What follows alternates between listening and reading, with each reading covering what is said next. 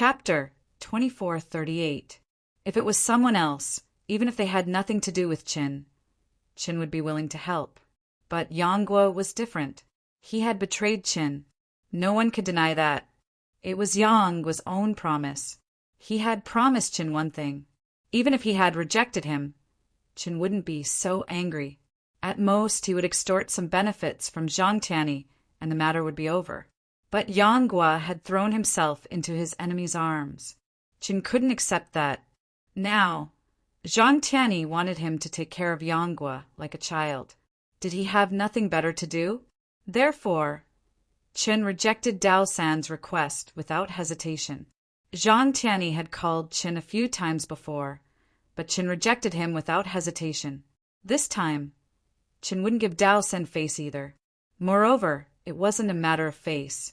Chan was already being merciful by not throwing Yonggwa into the sea to feed the sharks. Chin had to stick to Yonggwa's cold, but Dao San sighed. His body turned into a puff of smoke and disappeared. He wasn't surprised by Chen's rejection. It was just a test. He didn't have much hope in the first place. Chen returned to his fishing post and continued his cultivation life. Beep! Just then, a car horn sounded outside again. Chen's face darkened. Anyone who honked at his door was someone he knew. As expected, the butler system told Chin who it was. Hi, Chin. James was standing in front of the door with a smile. Chen's smile stiffened. The butler had told him that it was James. However, he didn't tell Chin that James had brought a motorcade. Are you planning to move? Chin stared at James with a dark expression. He didn't understand what James was planning. It seemed like James wanted to do something in his house. But he didn't tell Chin beforehand, right? Chin, do me a favor. My new movie is about to be released, but it was rejected by the production company during the screening. The market research isn't ideal either. James looked at Chin bitterly. The production company wants me to reshoot some scenes and re-edit them in 2 weeks. Some of the scenes require a mansion. I've already found a mansion and signed a contract with the owner. I was planning to go there to film, but the owner stood me up. I had no choice but to bring the crew to you. Chen Zhao looked at James with a bitter expression. You're right. You're going to shoot a movie in my house? Chin finally understood why James didn't tell him anything. He planned to cut the Gordian knot and bring the crew over first, then pretend to be pitiful. However, he had to admit that his method was indeed very effective. He was quite familiar with James. Now that he was in trouble, he needed help. Chen Zhao really couldn't say no. How long will it take? Chen asked. Not many. Just a few dozen shots, and all of them are in the living room and the garden. There's no need to use other parts of your house, and it should be done in one night. Chin had been involved in filming before, so he knew that a few dozen scenes weren't a lot.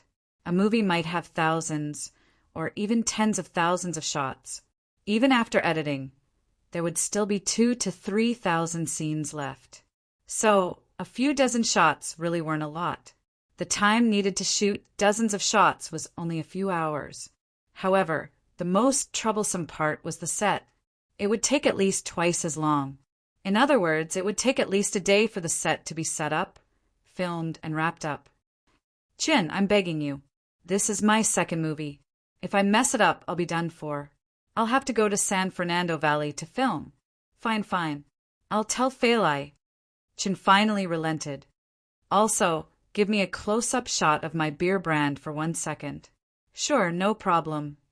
James was overjoyed. Chin went into the house and told Feilai. Feilai, James needs help now.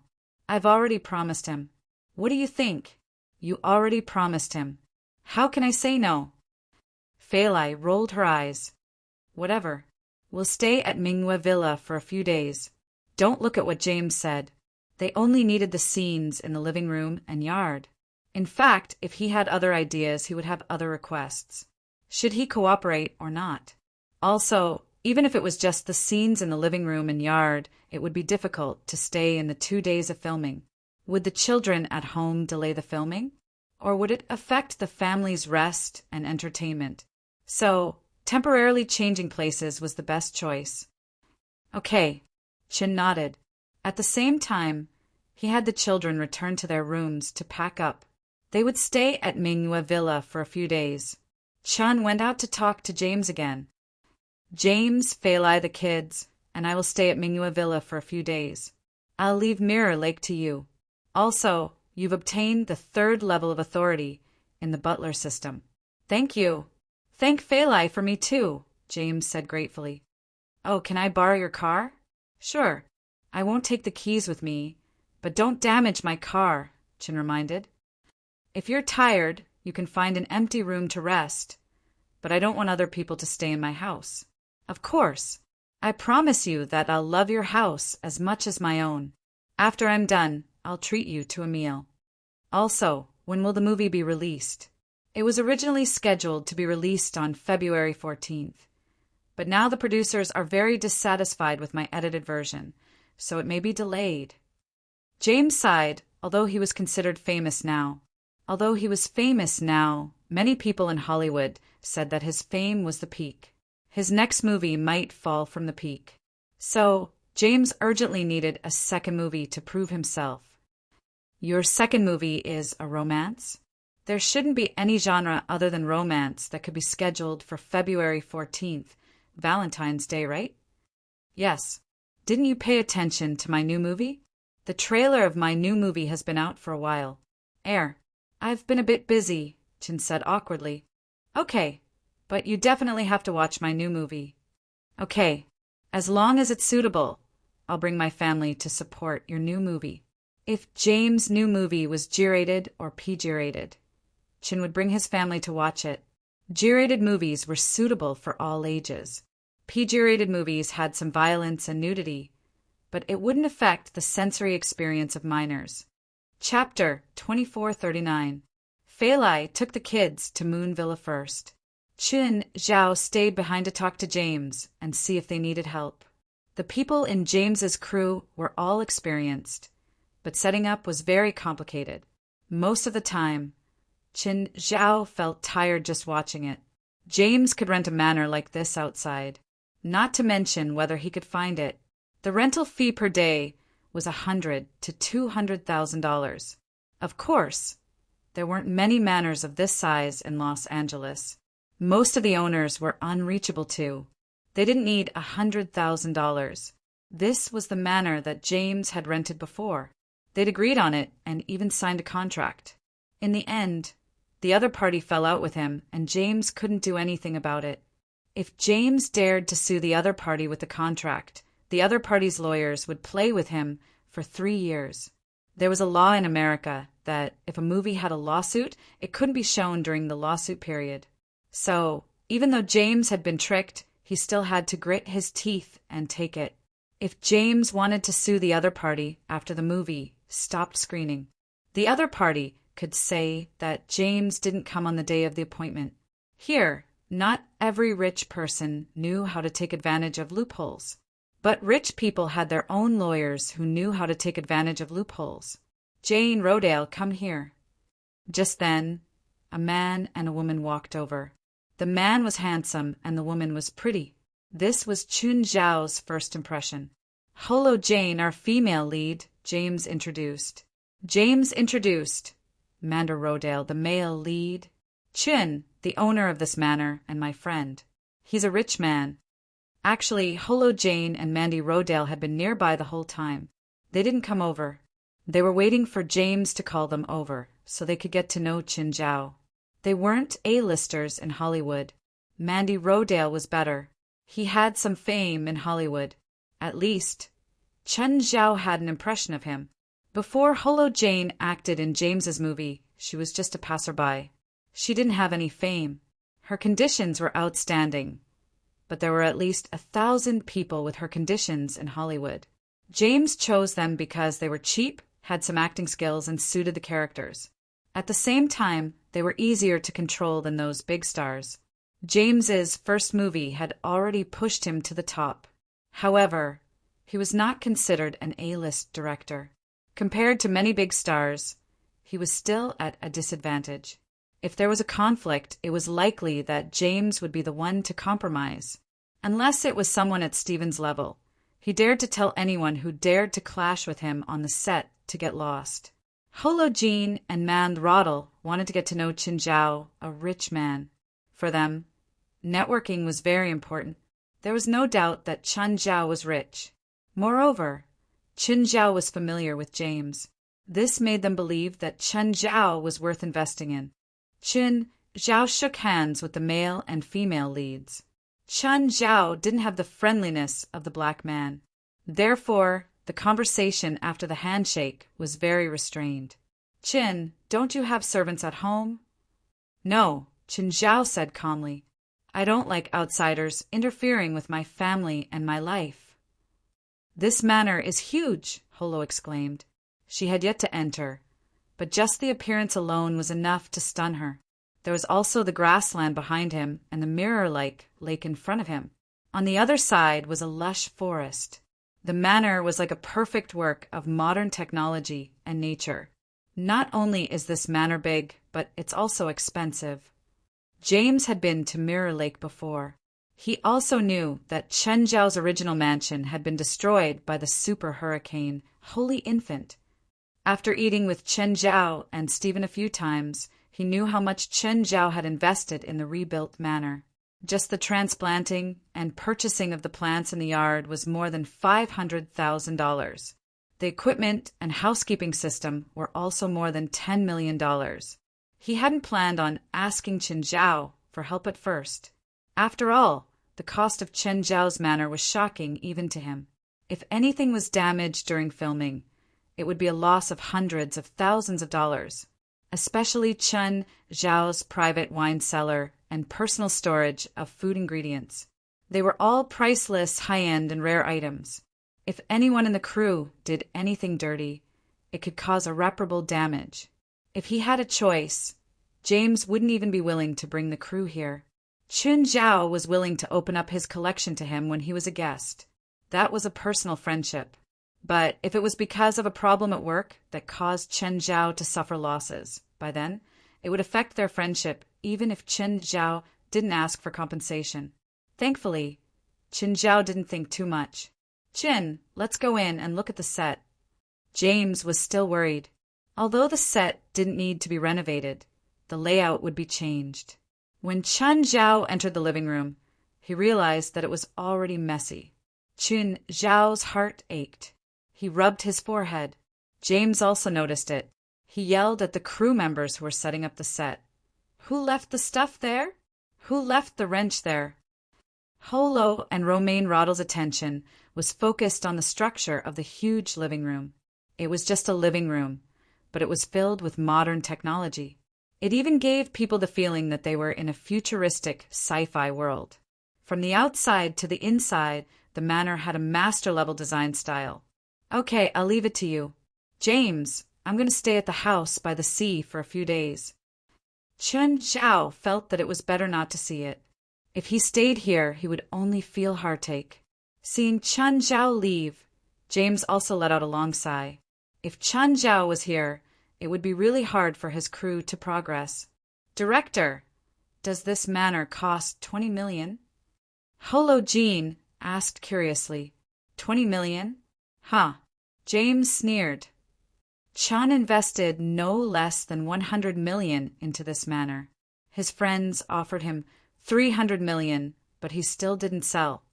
Holo Jean and Romain Roddle couldn't help but gasp. Even if their assets were multiplied by 10 times, they still wouldn't be worth as much as this manor. You can get double the profit and he still won't sell? No matter how good this manor is, it can't be worth 300 million, right? It's not up to you to decide whether it's worth or not. Qin Zhao really doesn't care about a few hundred million. Chapter 2440. James could probably understand the inner turmoil of these two second- and third-rate celebrities. In fact, when he'd first heard about this, he'd almost lost his breath. He had worked hard for decades, and last year he had finally achieved some results. Now he was only worth $20 million. But Qin Zhao actually didn't care about $200 million. If it was anyone else, they wouldn't be able to remain calm. But he also knew that Chen Zhao had a golden egg-laying chicken. Dashin beer's market share in California had reached 80%. From low to high-end beer, Dashin beer was basically the only one. Whether it was outside or local beer brands, they were either dead or crippled in California. People would only buy Dashin beer in supermarkets. They would only choose other beers when they were out of stock. Dashin beer had already started conquering other states. But due to supply and production restrictions, their market share in other states couldn't increase yet. So, the supermarkets in other states hadn't fully stocked it yet. Only Mara supermarkets in other states could supply Dashin beer. However, due to the reputation of Dashin beer, the sales of Dashin beer in various states were also very good. Dashin beer wasn't listed, so it didn't release financial reports. But this couldn't stop some financial media from calculating and speculating. James remembered watching a financial program calculating Dashin beer's income not long ago. The final conclusion was that Dashin beer could provide its owner with more than $2, $5 billion in after-tax income every year. Mara supermarkets also didn't release the exact sales volume of Dashin beer. Therefore, a large portion of Dashin beer's sales volume hadn't been calculated. If Mara supermarket sales volume was included, Dashin beer's annual net profit could be more than $3 billion. When James saw the report, his first thought was, how many popular movies do I have to make to earn $3 billion? He didn't know how much Chen Zhao had, but he knew that Chen Zhao would only get richer. Moreover, his money and assets weren't like those in finance or stocks. Today, it was worth $10 billion. Tomorrow, it would suddenly be worthless. Chen Zhao's assets wouldn't suddenly become worthless because Dashin beer wasn't a listed company. The amount of money in his bank account would only increase, not decrease. America's annual sales of alcoholic beverages was more than $200 billion. Beer accounted for 70% of the total. In James' mind, if mountain beer could one day be distributed across America and had such an exaggerated market share like in California, how rich would Chen Zhao become? Of course, James' idea was shocking. However, this was almost impossible. That was because the productivity of Dashin beer was limited. The current situation was basically the limit of Dashin beer. Move faster, Jane Rodale. You too should go put on your makeup. The whole family settled down in the bright moon villa. Every child found their own room with ease. Chen Zhao jumped into the sea to reminisce with the dolphin family and the 5 great generals. At the same time, he also brought some special ingredients. However, both the 5 tiger generals and the dolphin family liked Chen Zhao's special ingredients very much. The water quality of the sea was getting better and better. Soaking in the seawater, Chen Zhao felt all the pores in his body relax. He happily breathed in and out the spiritual qi in the seawater. Chen Zhao suddenly frowned. Where did the old man go? The old man was the giant clam that Chen Zhao had discovered in the deep sea. Then Chen Zhao moved it to the nearby sea. The giant clam was more than 1,000 years old. That was why Chen Zhao named the giant clam Old Man. However, Chen Zhao searched around the coastline. He even used the small world to cover the nearby sea. He didn't find any traces of the old man. The giant clam could move on its own. However, ever since Chen Zhao had placed an old turtle's inner core here, the old man didn't go out anymore. Did someone steal it? Chen Zhao's expression darkened. His things had been stolen right in front of his house? Butler, have there been any ships approaching here recently? Chen Zhao asked the butler through his wireless Bluetooth headset. Yes, a large fishing boat appeared in the nearby sea. It belongs to Lassen Fishing Company. Just then, Chen Zhao suddenly felt a high beam shine on the sea. He immediately dove into the sea, but he was very unhappy. This was private waters. If a fishing boat entered their private waters, it would be equivalent to theft. Just then, Chen Zhao felt his body being hung. He reached out and pulled. It was a fishing net. The fishing boat was fishing in this area with a fishing net. Chen Zhao was furious.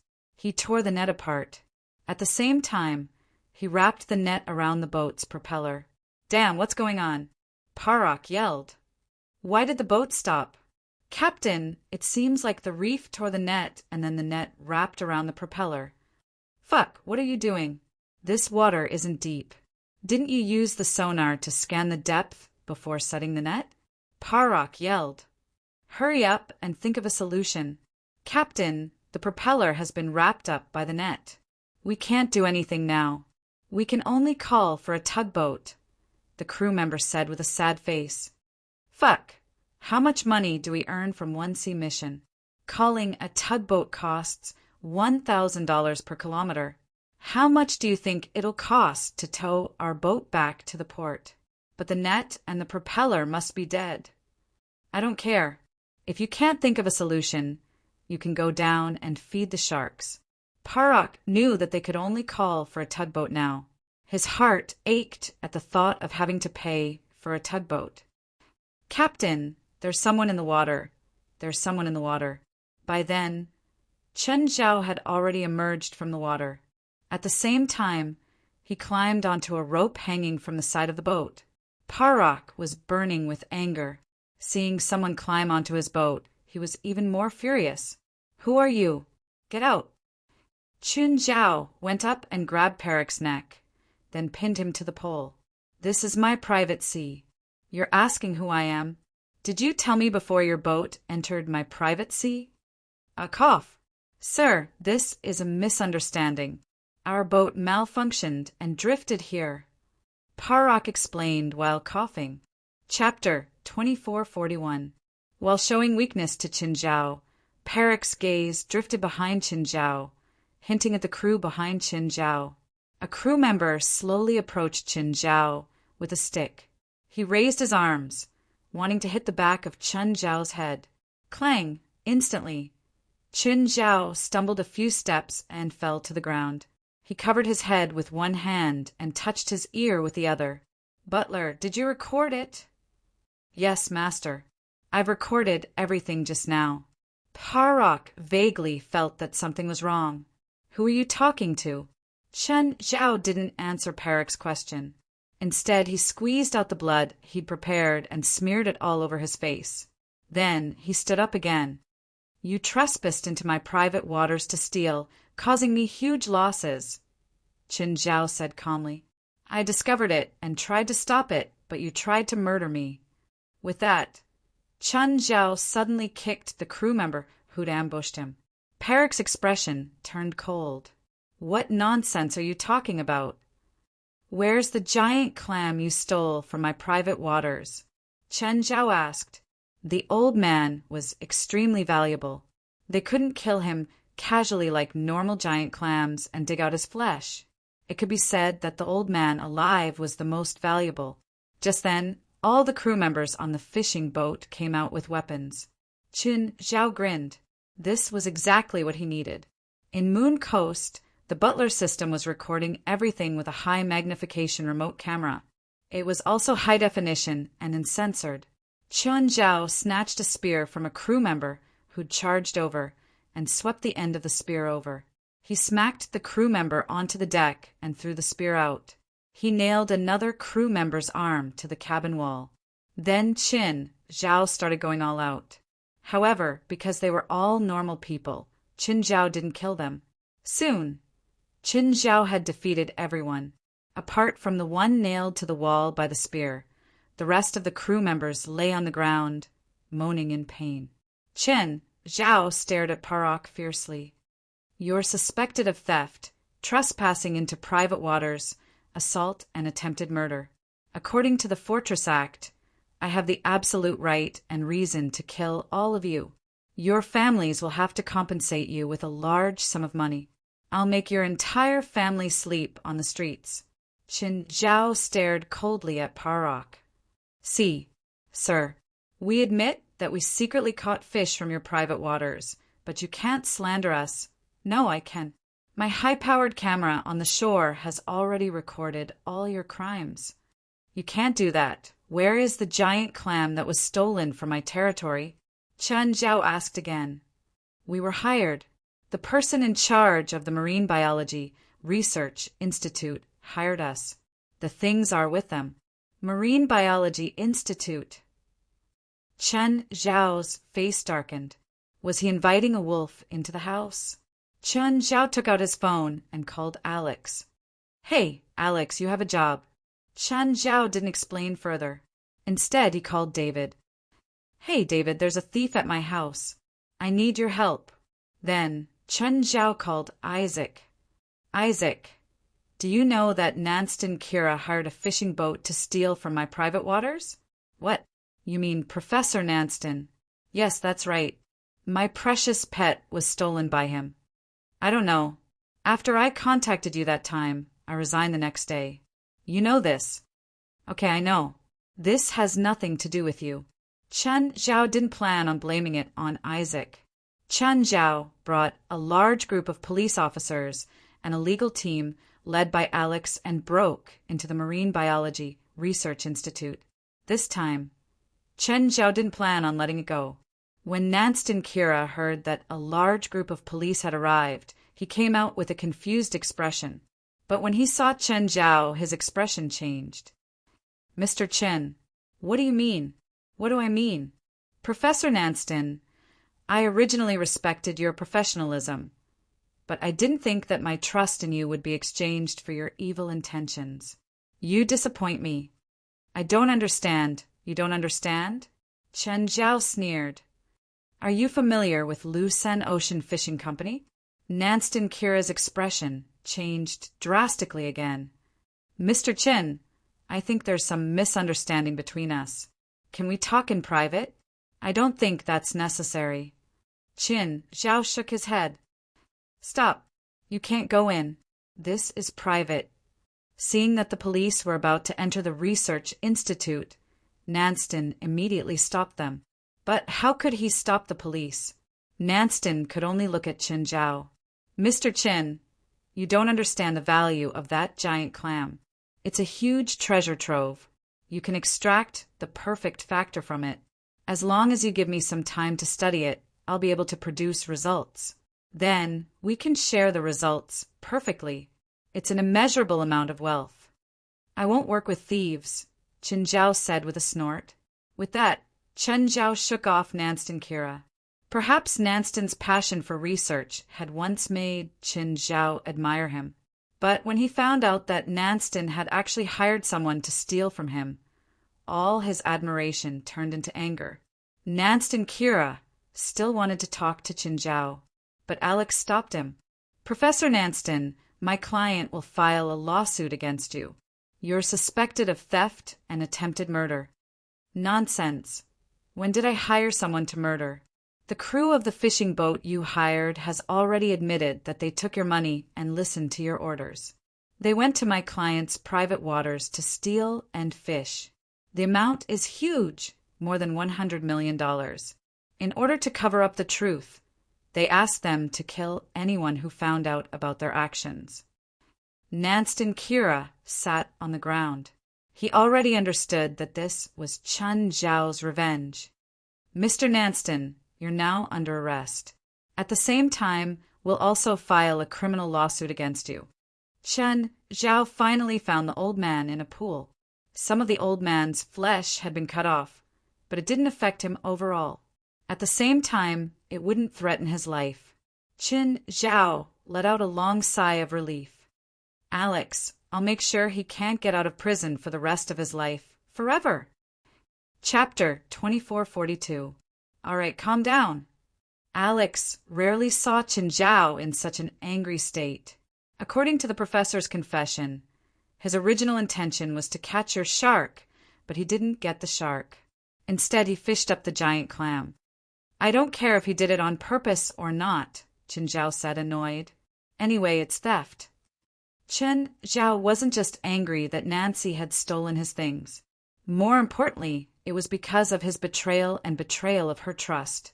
Betrayal is not allowed at any time, although the old master had been found. However, Chen Zhao was still furious. He went home with a face full of resentment. However, Qin Zhao was still worried. Qin Zhao called Andrews, although it was 3:50 in the morning. However, Andrews picked up the phone on the second ring. "Hello, Mr. Chen. How may I help you?" Andrews did not sound tired or annoyed at all. This was the kind of work he did, even though it was after work. But he still had to serve Qin Zhao like a god. "My Minghua villa was robbed. The things I raised in the sea were secretly taken away by a fishing boat. Mr. Qin, I will protest with the Los Angeles City Hall and pressure them. No, the suspect has been caught, and the item has been recovered. As for the suspect's punishment, you don't have to worry about it. I want to ask, do you know of any way to monitor my private waters completely? The kind that can sound an alarm when any ship enters or leaves." "Yes," Andrews immediately replied. "About 10 sonar instruments will be installed along the Bright Moon coastline and the surrounding waters. This kind of sonar instrument will sink directly to the bottom of the sea after it is activated.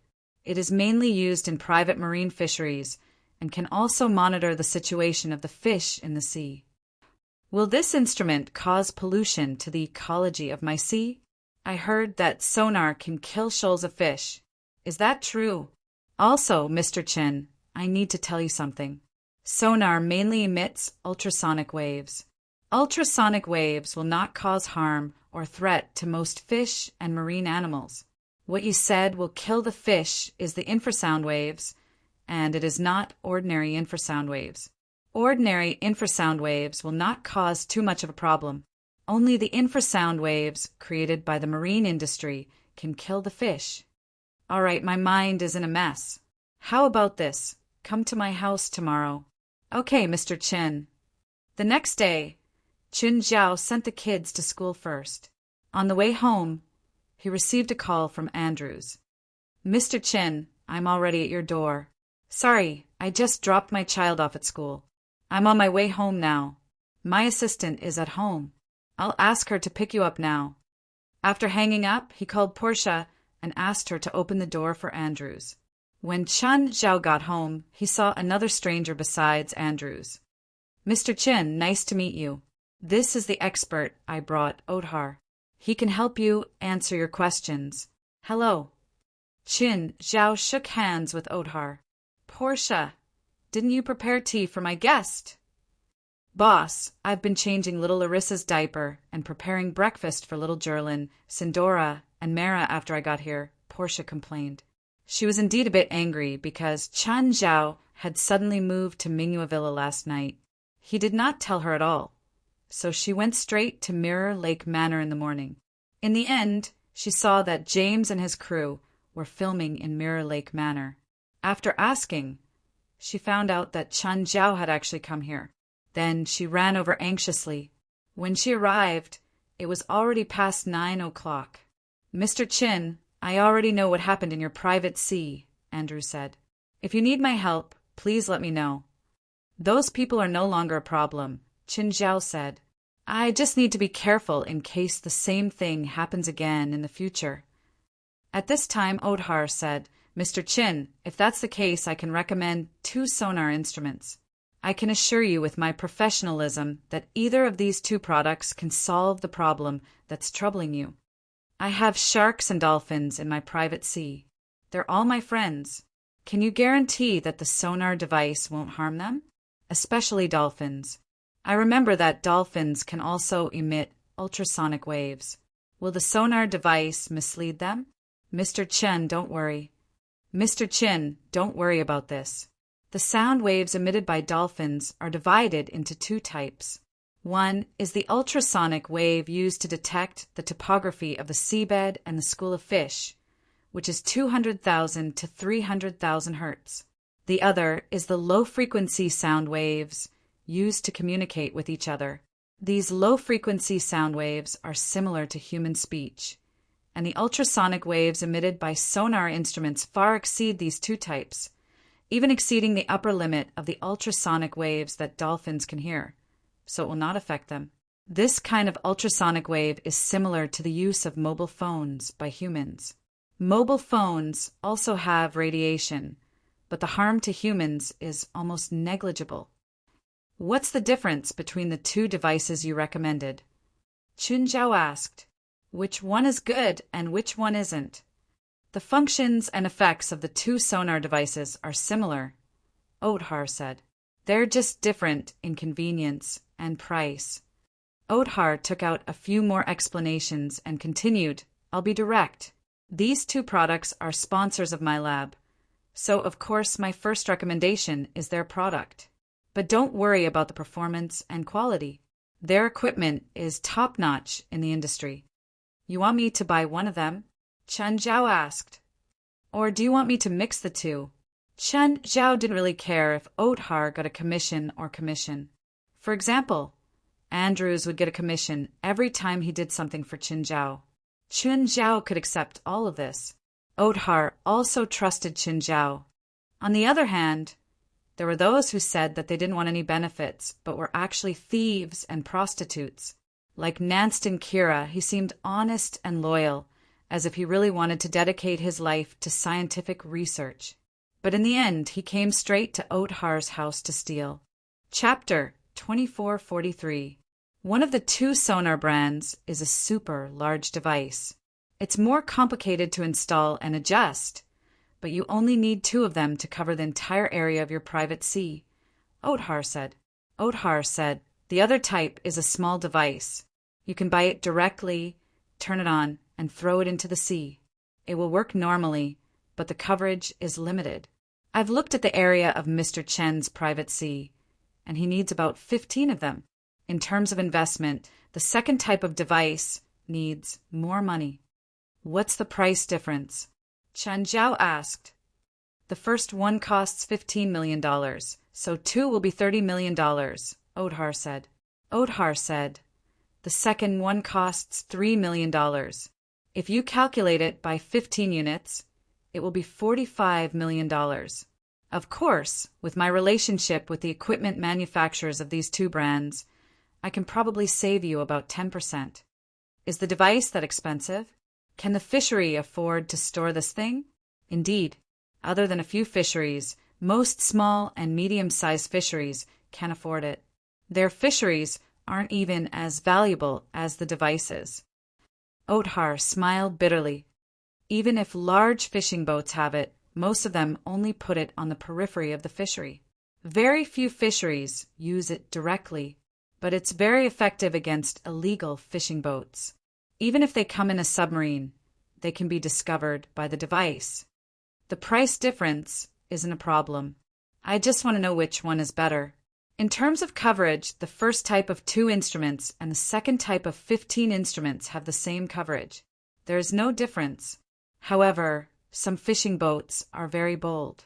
If they know that there is such equipment in this area, it is very likely that they will send divers into the water to destroy the equipment. So, Mr. Chin, which one do you think is more difficult to destroy, 2 instruments or 15 instruments? In other words, it's better to buy 15 small devices, right? When the price difference is no longer a problem, 15 small instruments are, of course, better than 2 big instruments. After all, it's quite troublesome to install and debug a big instrument. Moreover, once one of them malfunctions, half of the sea will be left unattended. Relatively speaking, 15 small instruments are, of course, safer. Okay, I'll order 20. I'll also put them on the periphery of my private sea area, Chen Zhao said. Andrews, I'll leave the rest to you. No problem, Mr. Chen, Andrews answered quickly. Othar was also very happy. After all, he could get a lot of commission from the purchase of the equipment. Mr. Chin, this is my name card. If you have any questions about the ocean in the future, you can call me. Othar felt that it was necessary to maintain a friendly relationship with Chen Zhao. The last marine biologist I knew just stole something valuable from my house. Chen Zhao said jokingly. That's right, Chen Zhao said. I know Nancy Kira. Othar said, our research topics are different. Of course. This does not hinder his reputation in our industry. But please believe me, I may not be as good as him in terms of research topics, but my professionalism is definitely above his. Nancy Chilla was curled up on her bed at the moment. He knew he was in big trouble this time. He was charged with multiple offenses. If all these crimes were carried out, then he would have to stay in prison until the end of time. He thought of an idea. That was to use his reputation in the field of oceanography to find some peers to endorse him. He could have them speak up for him in the media. He might not be able to wash away all the crimes, but he could at least reduce many of them. However, the few peers that his lawyer had contacted all rejected his request. Even his lawyer dealt with him in a perfunctory manner. Nancy Chilla knew that this was most likely Qin Zhao's doing. He'd originally thought that Chen Zhao was just rich, but Chen Zhao was Asian. Asians had always been honest in North America. He felt that what he'd done was so secretive. Chen Zhao couldn't possibly know. Even if he did, he couldn't do anything if he didn't have evidence. He didn't think that he would be exposed before he could even be happy for 2 days. On the second and third day, more and more bad news came from the lawyer. He heard that Chen Zhao had specially found an evaluation agency to evaluate and appraise the giant clam in order to deal a heavy blow to him. Nancy Chilla was an expert in marine biology, so he knew the value of the giant clam better than anyone. It was not something that could be measured with money. He knew it even better than the owner, Chen Zhao. The giant clam was a priceless treasure. Normal giant clams had a lifespan of around 100 years. Occasionally, giant clams with a lifespan of 200, 300, or even longer would be discovered. In 2007, Fei LB had discovered the largest and oldest giant clam to date. According to the test, the giant clam was 500 years old. Its weight reached 1,758 kilograms, and at the same time, it produced 27 pearls. The inner wall of the carapace showed a jade-like phenomenon, which was similar to jade. That was why giant clams were also called living gems. Almost every country forbade harvesting giant clams. Nancy Chilla had also studied marine crustaceans. The giant clam's shell becoming jade-like was an exception, and it was almost impossible for a living giant clam to become jade-like. But Nancy Chilla knew that if the giant clam didn't die after its lifespan, it would produce some special substance that would make the giant clam's shell become jade-like. Of course, that special substance could even obviously improve a person's body functions. Nancy Chilla called this special substance the perfect factor. This was also the reason why he'd wanted to steal Chen Zhao's shark at first. But after discovering the giant clam, he'd suddenly changed his mind, because the giant clam was really too rare. It was even at least half the size of the world record for the largest giant clam. Nancy Chilla felt that if he could extract the giant clam's perfect factor and then artificially synthesize it, not only would he obtain great wealth, he could even overturn the entire world. But his dream had ended before it even started. Chen Zhao had destroyed his dream, his hope, his everything. That damned Asian. He didn't understand how great his research was at all. Chapter 2444. Knock, knock. Just then, the police outside the cell knocked on the iron bars with their batons. Someone outside wants to see you, the police said coldly. Nanston Kira tidied his clothes. Although he was wearing a prison uniform, he still paid attention to his appearance. Nanston Kira came to a single room. It was different from the visiting room where he'd met the lawyer last time. Nanston Kira keenly sensed that it wasn't his lawyer who'd asked to see him. Just then, a young man walked in from the other side. A young man with a smile as warm as the sun. Nanston Kira looked the young man up and down. He was cultured, young and handsome, dressed in style and treated people humbly. That was what Nancy Kira felt from him. "Hello, Professor Nanston. Please sit." "Hello, who are you? Do we know each other?" Nanston Kira had a good impression of the man. However, he was still instinctively wary. After all, he knew that he'd angered Chen Zhao. Who knew what Chen Zhao would do to him? Perhaps the young man in front of him was sent by Chen Zhao to tease him. It was even possible that they had arranged an even bigger trap for him. "My name is Vincent. I want to hire you to work for my boss. Sorry, you should be able to tell that I can't work for anyone right now." "That's not a problem," Vincent said with a smile. "You just have to answer, accept or reject. Nothing else matters." "I'm curious," Vincent said, smiling. "How can I serve your boss now?" "If you accept, I'll be responsible for taking you out of the prison. If you reject, pretend I never came today. Since you can find me here, you should know who I offended. Do you still have the confidence to let me leave the prison?" "Of course I have my ways." Vincent took out a document with a smile and pushed it in front of Nanston Kira. "If you agree, sign your name on this contract." "Of course. You can also put your fingerprint on it." Nanston Kira picked up the contract and looked at it carefully. The style of the contract was rather strange. Many of the words were rather old too. Nanston Kira rubbed the contract with his fingers. It wasn't the regular rice paper. "Are you sure this contract has legal effect?" The contract required him to work for Vincent's boss for 30 years as an employee, research some special projects for Vincent's boss, and are not allowed to refuse. This was very irregular.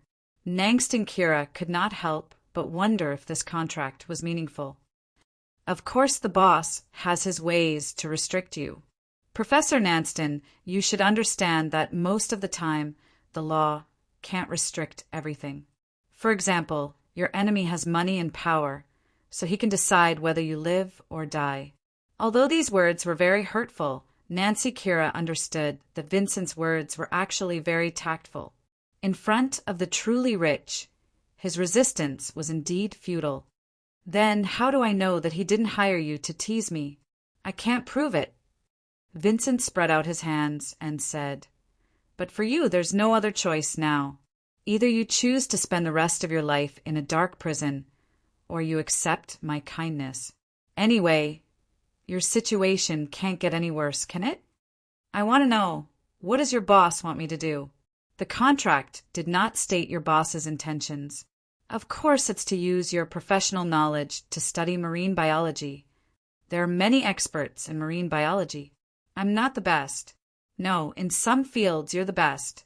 At least that's what Homesius once said about you. Nancy Kira suddenly widened her eyes and looked at Vincent in shock. "Homesius? Does he also work for your boss?" "Once." Vincent said indifferently, "Regardless of our falling out, he and his wife destroyed my boss's research and ran away with the research data." Vincent added, "But during our cooperation, Homesius said more than once that if it were you, you would have already achieved results. No matter how beautiful your words are, you can't hide the fact that I'm actually Homesius's substitute." "No, not substitute, it's replace." Vincent corrected Nancy Kira's cognitive bias. "Even before we fell out, he didn't research results that satisfied my boss. So even if Homesius didn't fall out with us, we had to terminate our cooperation. It doesn't say how I'll be treated." "How much is your original income?" "My boss can give you 10 times the treatment." "I don't just want money." "Then what else do you want?" "Take revenge on that Chinese for me." "Sorry, the boss won't go to war with him for you. If you think you have the ability, you can go yourself." Vincent refused directly. "Your boss is only SO. He's actually afraid of that Chinese. You're not worth it for my boss to go to war with that Chinese. At least for now, you're far from worth it." "What if I can prove my worth?" "Then we'll talk about it when you prove your worth." "I can create unimaginable wealth for your boss," Nancy Kira said. "When money reaches a certain level, there's no essential difference between $1 billion and $10 billion. My boss isn't so superficial to pursue wealth. Rich people are all so hypocritical." Back then, Nancy Kira had seen rich people for research funding, a lot of rich people. And rich people always said that when money reached a certain level, it was only a difference in numbers. In fact, These rich people were still pursuing even greater wealth with no regard for their own safety. Then what's your answer? Accept or refuse? I accept, Nancy Kira said. You also said that this is my last chance. Nancy Kira signed her name on the contract. Wise choice. Vincent smiled brightly.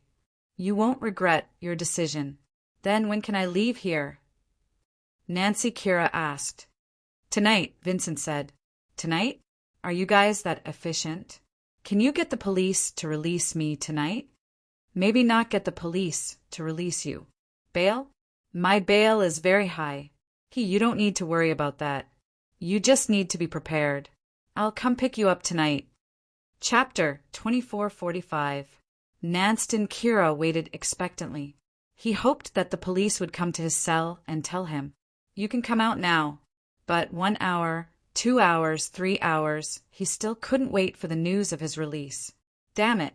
Damn bastard. I knew it. I knew it was that damn Chinese who was playing with me. Nanston Kira suddenly became irritable. It was already 23 in the evening. Nanston Kira had already given up. By this time, the court had already closed. Boom!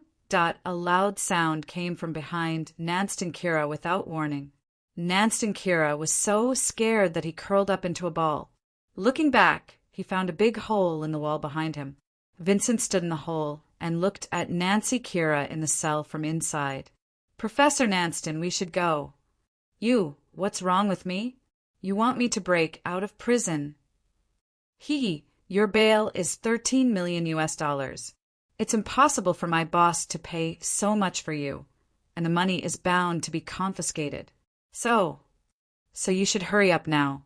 The entire detention center was already ringing with alarms. Nanston Kira took a deep breath and finally took that step. "Where's your helper?"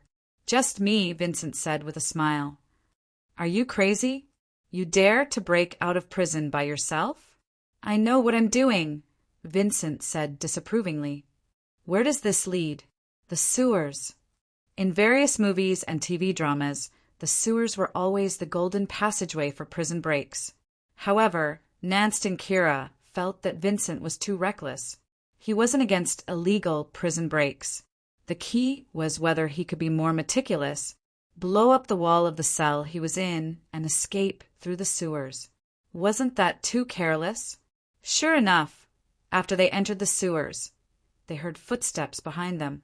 The police in the detention center had obviously discovered that he had broken out of prison. This made Nanston Kira nervous.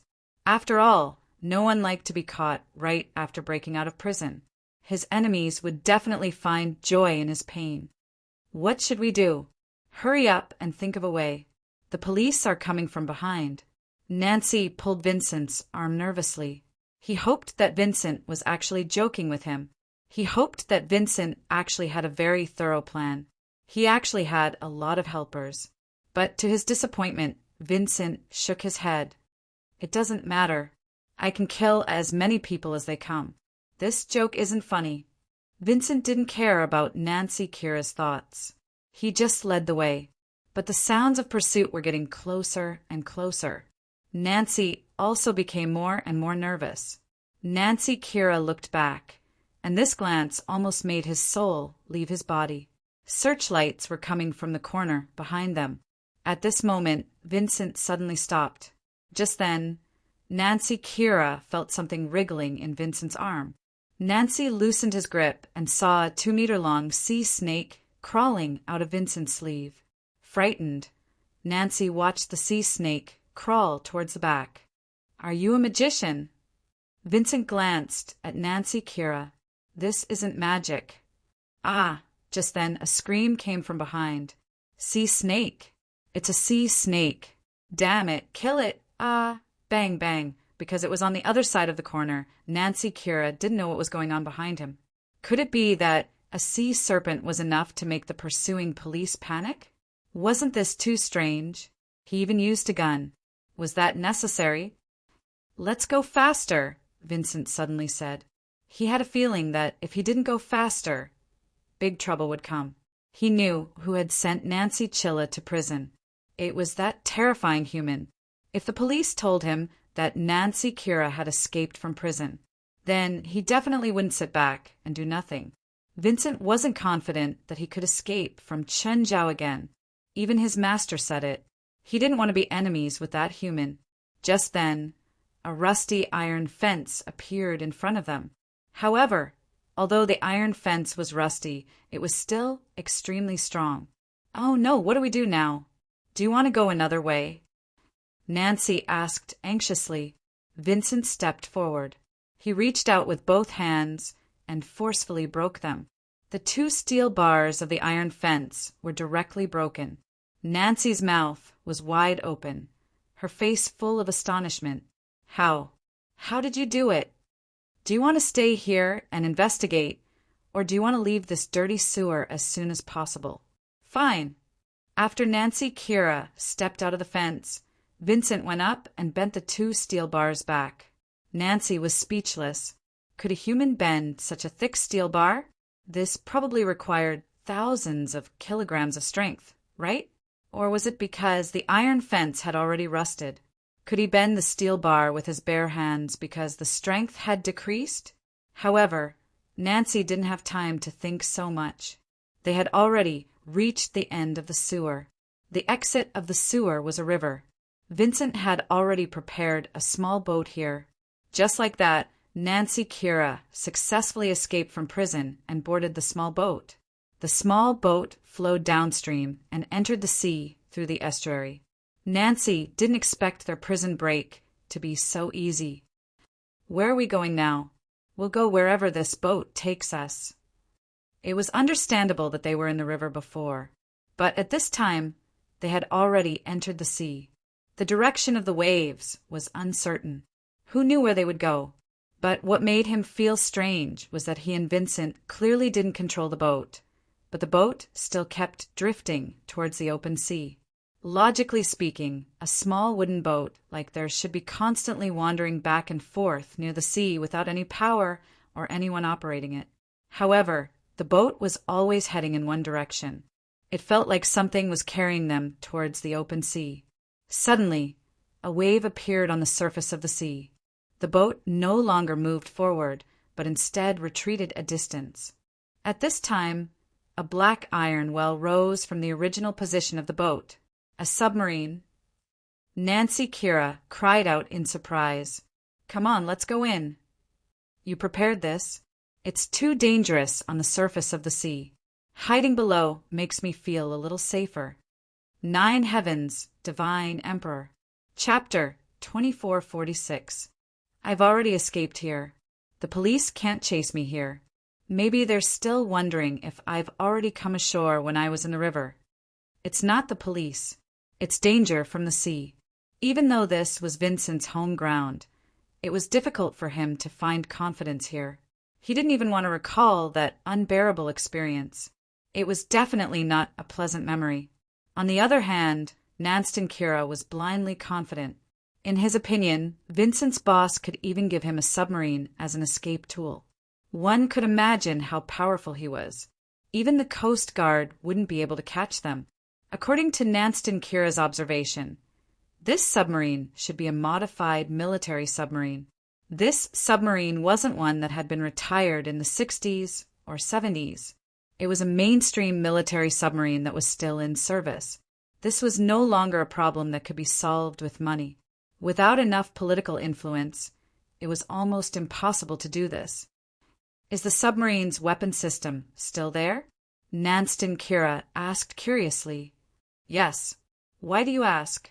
Do me a favor and launch a torpedo at that Chinese man's house. Are you crazy? Vincent rolled his eyes with all his might. He couldn't wait to hide from Chen Zhao. How could he walk right into a trap? Moreover, he could roughly feel it. Chen Zhao wasn't very interested in him and his master. Ever since that escape on the cruise ship, he was still hiding in Los Angeles, but he didn't feel like he was being chased. It was probably because there was no essential conflict of interest between them. They were on opposite sides because they met the wrong person at the wrong place. The main reason for their conflict was still the incident itself. After that incident, the hostility between them faded. But this didn't mean they were friends. If he threw a torpedo at someone else's house, that would basically turn them from friends to irreconcilable enemies. The next time they met, it would be a fight to the death. Whether it was Vincent or his master, neither of them wanted to fight to the death with a powerful enemy for the sake of a Nancy Kira. A Nancy Kira was not worth it for them to pay such a price. Chen Zhao received a call from David. Nanston Kira had escaped and escaped from prison. David suspected that it was a spiritualist.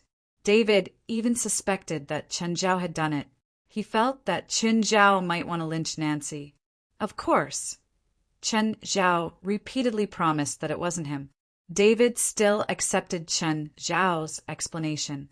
Of course, it was mainly from the traces left at the scene. It was far from Chen Zhao's personal style. Chen Zhao could also temporarily disguise his style, but Chen Zhao probably didn't need to. Moreover, Chen Zhao had asked the police to solve the problem. Then there was no need to take Nancy Kira out of custody again. Chen Zhao was depressed that Nancy Kira had run away. He had been absent-minded the entire day. He regretted it a little. If he had known earlier, he would have taken care of this matter himself. At that time, he would have just twisted off Nancy Kira's head and kicked it like a ball. Of course, there was nothing in this world that was completely satisfactory. Just as he was feeling depressed, he received a call from Wright. "Hey, darling, did you miss me?" "Chin, have you contacted Tiger recently?" "Tiger? What happened to him?" Chen Zhao frowned. He hadn't contacted Tiger recently. He hadn't even paid attention to Tiger. "You're really incompetent as a teacher. I've been busy recently." "That can't cover up your negligence." "Fine, I was wrong. Tiger's recent actions have already brought a lot of negative news to our school. It's even a scandal. That's serious. I heard that you introduced him to his agent. You can go ask him yourself." "Fine, I'll contact you later." After hanging up, Chen Zhao called Dell. "Dell, Chen, you've been back in L.A. for so long and you haven't come to hang out with me. You're too much. Can't you come if I don't go?" "Fine. Are you asking me out now?" "I want to ask about Tiger." "You don't know?" "Know what?" "He already fired his agent from CAA. When did that happen?" Chen Zhao asked, surprised. "I don't know at all." Chen Zhao was the one who'd introduced Tiger to CAA. Dell had been the middleman. After that, Tiger's performance became better and better. After that, Chen Zhao stopped paying attention to Tiger. He felt that Tiger didn't need too much attention anymore. "Just 2 months ago. So you don't know how he's doing?" "No, I know," Dell said. "After all, he's a former client of CAA. We still pay attention to him. How's he been recently? Was he the one who lost the match in the arena? Or something? He's as good as always in the arena." Hearing that, Chen Zhao was even more surprised. If he was as good as always, why would Wright say that Tiger had embarrassed the school? What about other things? His current management company is SC. What's the problem? SC isn't good at business operations. They're good at controlling their clients. How? Drugs, women. These are the most common methods. He's been in contact with drugs? Chen Zhao was instantly infuriated. So far, he hasn't failed a urine test during his post-match medical examination. But recently, the media has been reporting on the people he's been in contact with. They're all gang members. There have even been news of prostitutes in his mansion. In Chen Zhao's memory, Tiger seemed to have a girlfriend. They'd only had a meal together at the beginning of last year. Chen Zhao knew that in the sports world, people would often lose themselves because they became famous overnight. The most famous example in the boxing world was Tyson. He'd once dominated the heavyweight boxing world. After he became rich, he started spending and indulging without restraint. The result was, of course, being beaten to a pulp in the arena by someone who had once defeated him. He left the boxing world and became even more extravagant. In the end, he went bankrupt. Chen Zhao didn't want Tiger to be like that. But some things wouldn't happen just because Chen Zhao didn't want them to. Tiger was his student, but Chen Zhao was an adult himself. Plus, in Europe and America, everyone had their own private lives. Chen Zhao could give him a call, but he couldn't interfere with Tiger's personal choices. Their previous contract had also been terminated. At the time, Chen Zhao felt that he was rich enough. He didn't need to suck blood from Tiger anymore. Ford's contract was the same. So, Chen Zhao lost his last method to restrict Tiger. Chapter 2447. After thinking for a long time, Chen still decided to talk to Tiger. If this was in China, even neighbors would talk to you. But this wasn't China. Hey, Tiger, do you have time? How about we talk? Teacher? Tiger clearly didn't expect Chen to call him. Subconsciously, he was still afraid of Chen. Teacher, I'm competing overseas. I don't have time. Fine. Chen's eye twitched. Tiger's intention to evade and lie was too obvious. Tiger, do you remember what I said? Teacher, what did you say? I can take back what I can give. Thank you for the reminder, teacher. Then Tiger hung up. Chen could feel Tiger's resentment. Chen didn't plan to talk about life principles with Tiger. He picked up his phone and searched for news about Tiger. Although the news might not be true, most of the time, it could explain part of the problem. In Tiger's mansion, a bespectacled, middle-aged black man in a suit walked over. Tiger, who's calling? I saw your face suddenly change after you answered the phone. Bach. Tiger raised his head and glanced at his manager. My former teacher. Oh? He asked you for money?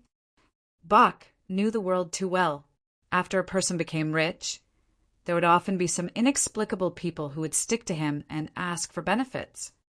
No, he doesn't want money, but he wants to take everything from me. Tiger's face was clouded. Oh, who is he? He's the person who made me, Tiger said. I started my career under his guidance. He's really good. Tiger, you're the boxing champion, the first Grand Slam winner in the history of boxing. You're the strongest person in the world. No, you don't know him. He once beat a dozen people to death with his bare hands. Fear appeared on Tiger's face. Even now, he couldn't forget what had happened on the internet. More than 30 people had surrounded the two of them, but Chen had killed more than a dozen people and heavily injured them. To him, it was like a nightmare. Hearing Tiger's words, Bach couldn't help but frown. He scrutinized Tiger. Could Tiger do it? With the strength he had displayed in the arena, it would probably be very difficult for him to do so. The corners of Ba's mouth curved upwards. Tiger, I have something good for you. Something good? What? Tiger turned and looked at Bach. He knew that Bach's hands were not clean. When his agent found out that he was in contact with Bach, he had warned him.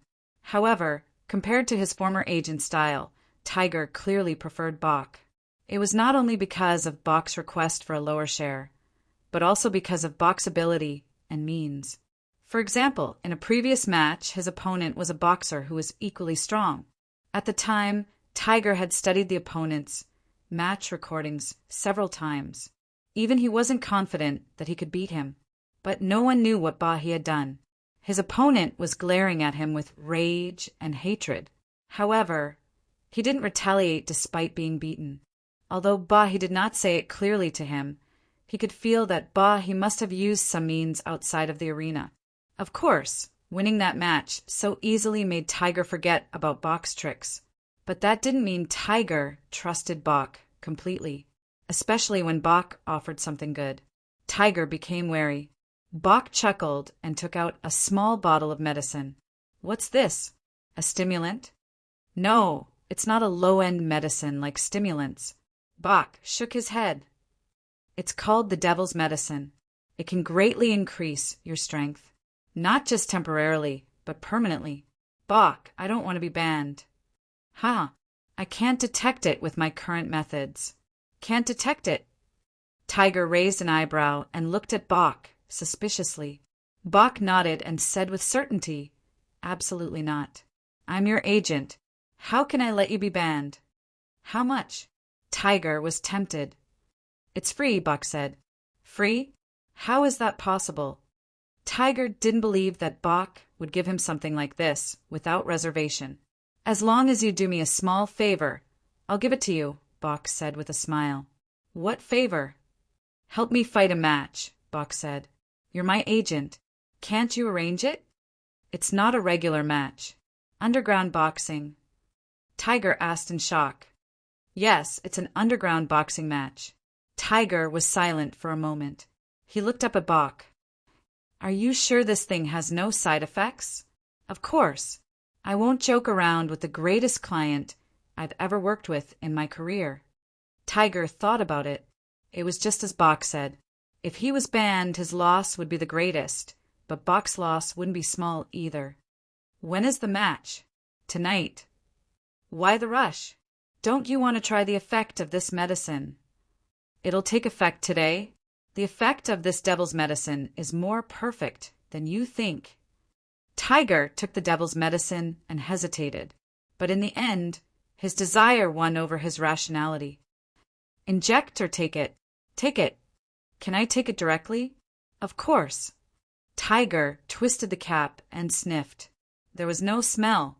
After hesitating for a few more seconds, he drank the entire medicine. After the medicine entered his stomach, Tiger felt a burning sensation in his abdomen. The burning sensation was spreading to his limbs and bones. "Drink!" Tiger let out a low growl. Surprise flashed in Bok's eyes. He'd seen others use the devil's medicine before. The pain produced during use could almost be described as unbearable. But Tiger didn't seem to be in too much pain. He seemed to be able to endure it. Tiger's breathing became heavy. He even spat out white gas. His muscles swelled like balloons. The veins under his skin bulged. Tiger gritted his teeth and clenched his fists. It wasn't a good feeling. His bones cracked. Tiger roared and threw a punch at the wall behind him. Tiger's fist embedded into the concrete wall. When he retracted his fist, there was a bowl-sized hole in the wall. Cracks spread around the hole. Chapter 2448. Tiger did not want to believe his eyes. He had punched a hole in the wall. The wall was made of concrete and steel, not to mention fists. Even a hammer might not be able to penetrate it. But now he could punch a hole in it. Was this the effect of the devil's potion? It was unbelievable. Tiger felt like he could beat anyone now. Bok was surprised too. He did not expect Tiger to be so compatible with the devil's potion. He also knew the effects of the devil's potion. At the moment, it wasn't an exaggeration to say that he could break an adult bear's neck if he fought it. Tiger looked at his fists. He had never felt so confident before. Even against Chen Zhao, he had the courage to say no. "What time is the match tonight?" "What? You can't wait anymore?" Bok was satisfied with Tiger's excitement. "I feel like I can kill a lion. What an intoxicating power." Night fell. Tiger and Bok set off together, heading to the underground boxing arena. But as soon as the car drove out of the gate, a figure jumped out and blocked their way. Tiger and Bok were both shocked. They took a closer look. Wasn't the person blocking the car Tiger's previous opponent? Tiger remembered that the man was called Hinga. Syndicate was also black. He was taller than Tiger, but he was slightly more slender than Tiger. Bok got out of the car. "Hinga, do you want to die?" "Bok, you said that if I lose to Tiger, you'll give me money," Hinga said directly. "My daughter needs surgery, but you haven't received the money yet." Bok sneered at Hinga. "I don't remember saying that." "You fucking bastard, you lied to me?" Furious, Hinga accused Bok. "Fuck off, or I'll call the police." Bok looked at Hinga in disdain. "I'm going to tell the media. Not only did you make me fight in an underground boxing match, but you also threatened me with my daughter's life." A cold glint flashed across Bok's eyes. It was not his first time making his client fix a match. In the past, people had tried to threaten him with this, but now he was still standing here, safe and sound. As for the people who threatened him, they had all disappeared. "No one has ever dared to threaten me." Do you know where the people who wanted to use these things to threaten me ended up? Bach's glasses flashed with a cold light. Syndicate was actually afraid as well. He had long heard of Bach's reputation in the circle. Notoriety is not enough to describe his badness. Just then, Tiger got off too. When Hinga saw Tiger, his eyes flashed with hatred. Tiger smiled. Bach, let me handle it. You. Bach was disappointed. How was Tiger going to deal with him? Tiger walked up to Hinga. I don't care what happened between you and Bach, but I'm willing to give you a chance. What opportunity? Let's have a fight. If you win, I'll ask Bach to give you the money. When? Where? Sin wasn't afraid of Tiger at all. He felt that Tiger was just a fake. Otherwise, his agent would not have looked for him that day and asked him to cooperate with the fake fight. Right here, Tiger said coolly. Tiger crooked his finger. If you can beat me, you can get the money. That's what you said. Yes, that's what I said. Tiger twisted his neck. Tiger, you still have a fight later. I know, Tiger said confidently. That's why I need to warm up. Hearing Tiger's words, Hinga was furious. I'm actually just a warm-up for him. He was looking down on him too much. Hinga had already gotten into position. Come on, let me see where your confidence comes from. Tiger quickly stood in front of Hinga. Let's start. Zinga threw out a left uppercut with a heavy swing. Got it. Hinga was very confident in his attack. Tiger was too arrogant. He actually did not block at all. Indeed, Hinga's prediction was right. His left hook landed heavily on Tiger's chin. But Tiger did not move at all. Instead, it was Hinga. He felt like his fist had hit an iron wall. Too weak. You're too weak like this. Tiger shook his head. Hinga's expression changed. He hurriedly retreated into a defensive position. The feeling Tiger gave him now was completely different from last time. Last time, in the ring of an official match, he had been prepared to lose. But Tiger's attack, defense, strength, speed, and technique had not made him feel pressured at all. In the 7th round of the half-real, half-fake match, he purposely showed an opening and was KO'd by Tiger with one punch. But now, Tiger gave him the feeling that he was an insurmountable mountain. Tiger attacked. It was a devastating punch. It hit Hinga's arms in front of him first. Crack! In an instant, the bones in Syndicate's arms and hands were like broken pieces of wood. But Tiger did not stop. The terrifying power landed directly on Hinga's face. Syndicate's entire body flew a few meters away and fell to the ground, completely unconscious. Bach, are you going to kill his mom? Tiger asked, unconcerned. Bach was about to say, kill him. Suddenly, he saw light behind the flower bed across the road. Don't mess around. There are paparazzi, Bach said in a low voice. Let's go. He's lucky. Tiger spat and got into the car. The next day, almost all the media was reporting about the private fight between Hinga and Tiger at night. Hinga was still lying in the hospital, but he still claimed that Tiger and his manager had asked him to fake the fight. But no one believed him, because a paparazzi had recorded the scene of the two of them fighting last night. Tiger was clearly much stronger than Hinga. They could not understand why Tiger would ask Hinga to fake the fight. So, even though Tiger had injured Hinga, more people were willing to support him and believe in him. On the other hand, Hinga had become the target of everyone's hatred. The media made him into a scoundrel and villain. Because he lost the fight, he blackmailed Tiger and used fake news as an excuse. Then he was beaten to the ground by Tiger, which proved his point of view. Qin Zhao watched the news report. He picked up his phone and called West. West, help me investigate someone's identity. Okay. President, who do you want to investigate? A man called Sinka, a heavyweight boxer. He's also the guy who made a lot of noise in the news today. Chapter 2449. Mr. Hinga, I'm representing Mr. Tiger. I'm sending you a lawyer's letter. Because you've spread inappropriate comments, my client has suffered great harm and financial loss. So, Mr. Tiger has filed a lawsuit and asked for $3 million, Tiger's lawyer said arrogantly. Tiger's lawyer said arrogantly. In his eyes, Hinga was a loser, a joke. Hinga had overestimated himself and fought Tiger. In the end, both in the ring and in terms of influence, he'd been defeated by Tiger's absolute strength. Bang! Suddenly, the door to the ward was pushed open. Both Hinga and Tiger's lawyer froze when they saw an Asian man walk in. Chen Zhao glanced at Tiger's lawyer and then at Hinga. "He's your friend." "No. Who are you?" Hinga didn't understand the situation. Judging from how Chen Zhao had pushed the door open, he seemed to be here for trouble too. Just like this morning, when a fan of Tiger had rushed into the ward to insult him. Chen Zhao didn't answer Hinga's question immediately. Instead, he looked at Tiger's lawyer. "You can scram now. Who do you think you are?"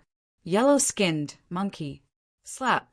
Chen Zhao slapped Tiger's lawyer, knocking out 2 of his front teeth. "I'm going to sue you. I'm going to jail." Tiger's lawyer was still roaring fearlessly. Just then, another voice came from the door. "Weissef, are you going to sue my boss?" Weissef looked up. When he saw Alex, he couldn't help but shiver. She was the queen of the largest law firm in California and the lawyer with the highest winning rate in America in the past decade. Of course, she was also the most expensive lawyer, with a 95% chance of winning. It could be said that it was a nightmare for a lawyer to face Alex in court. Moreover, Alex had the most professional team of lawyers. What frightened Witherspoon the most was what Alex had just said. She didn't call Chen Zhao a client or client. She called him boss. The two were completely different. "Is there a way to revoke his lawyer's license?" Chen Zhao asked calmly. "As you wish, boss." Alex didn't seem to mind either. "Give me some private time with Mr. Hinga." Not long after, the ward was cleared. Of course, when they asked Witherf to leave, they still asked for the hospital's security. Syndicate vaguely realized why he was transferred to this hospital. He even arranged a luxurious ward for him and arranged for a professional doctor to treat him. It was very likely that it was arranged by this Asian. Chen Zhao pulled over a chair and sat before Syndicate's bed. "Your daughter is also in this hospital, and she has already found a matching heart. She can undergo surgery in 3 days, and the surgery fee has already been paid. The best heart transplant specialist in California will be in charge of this surgery.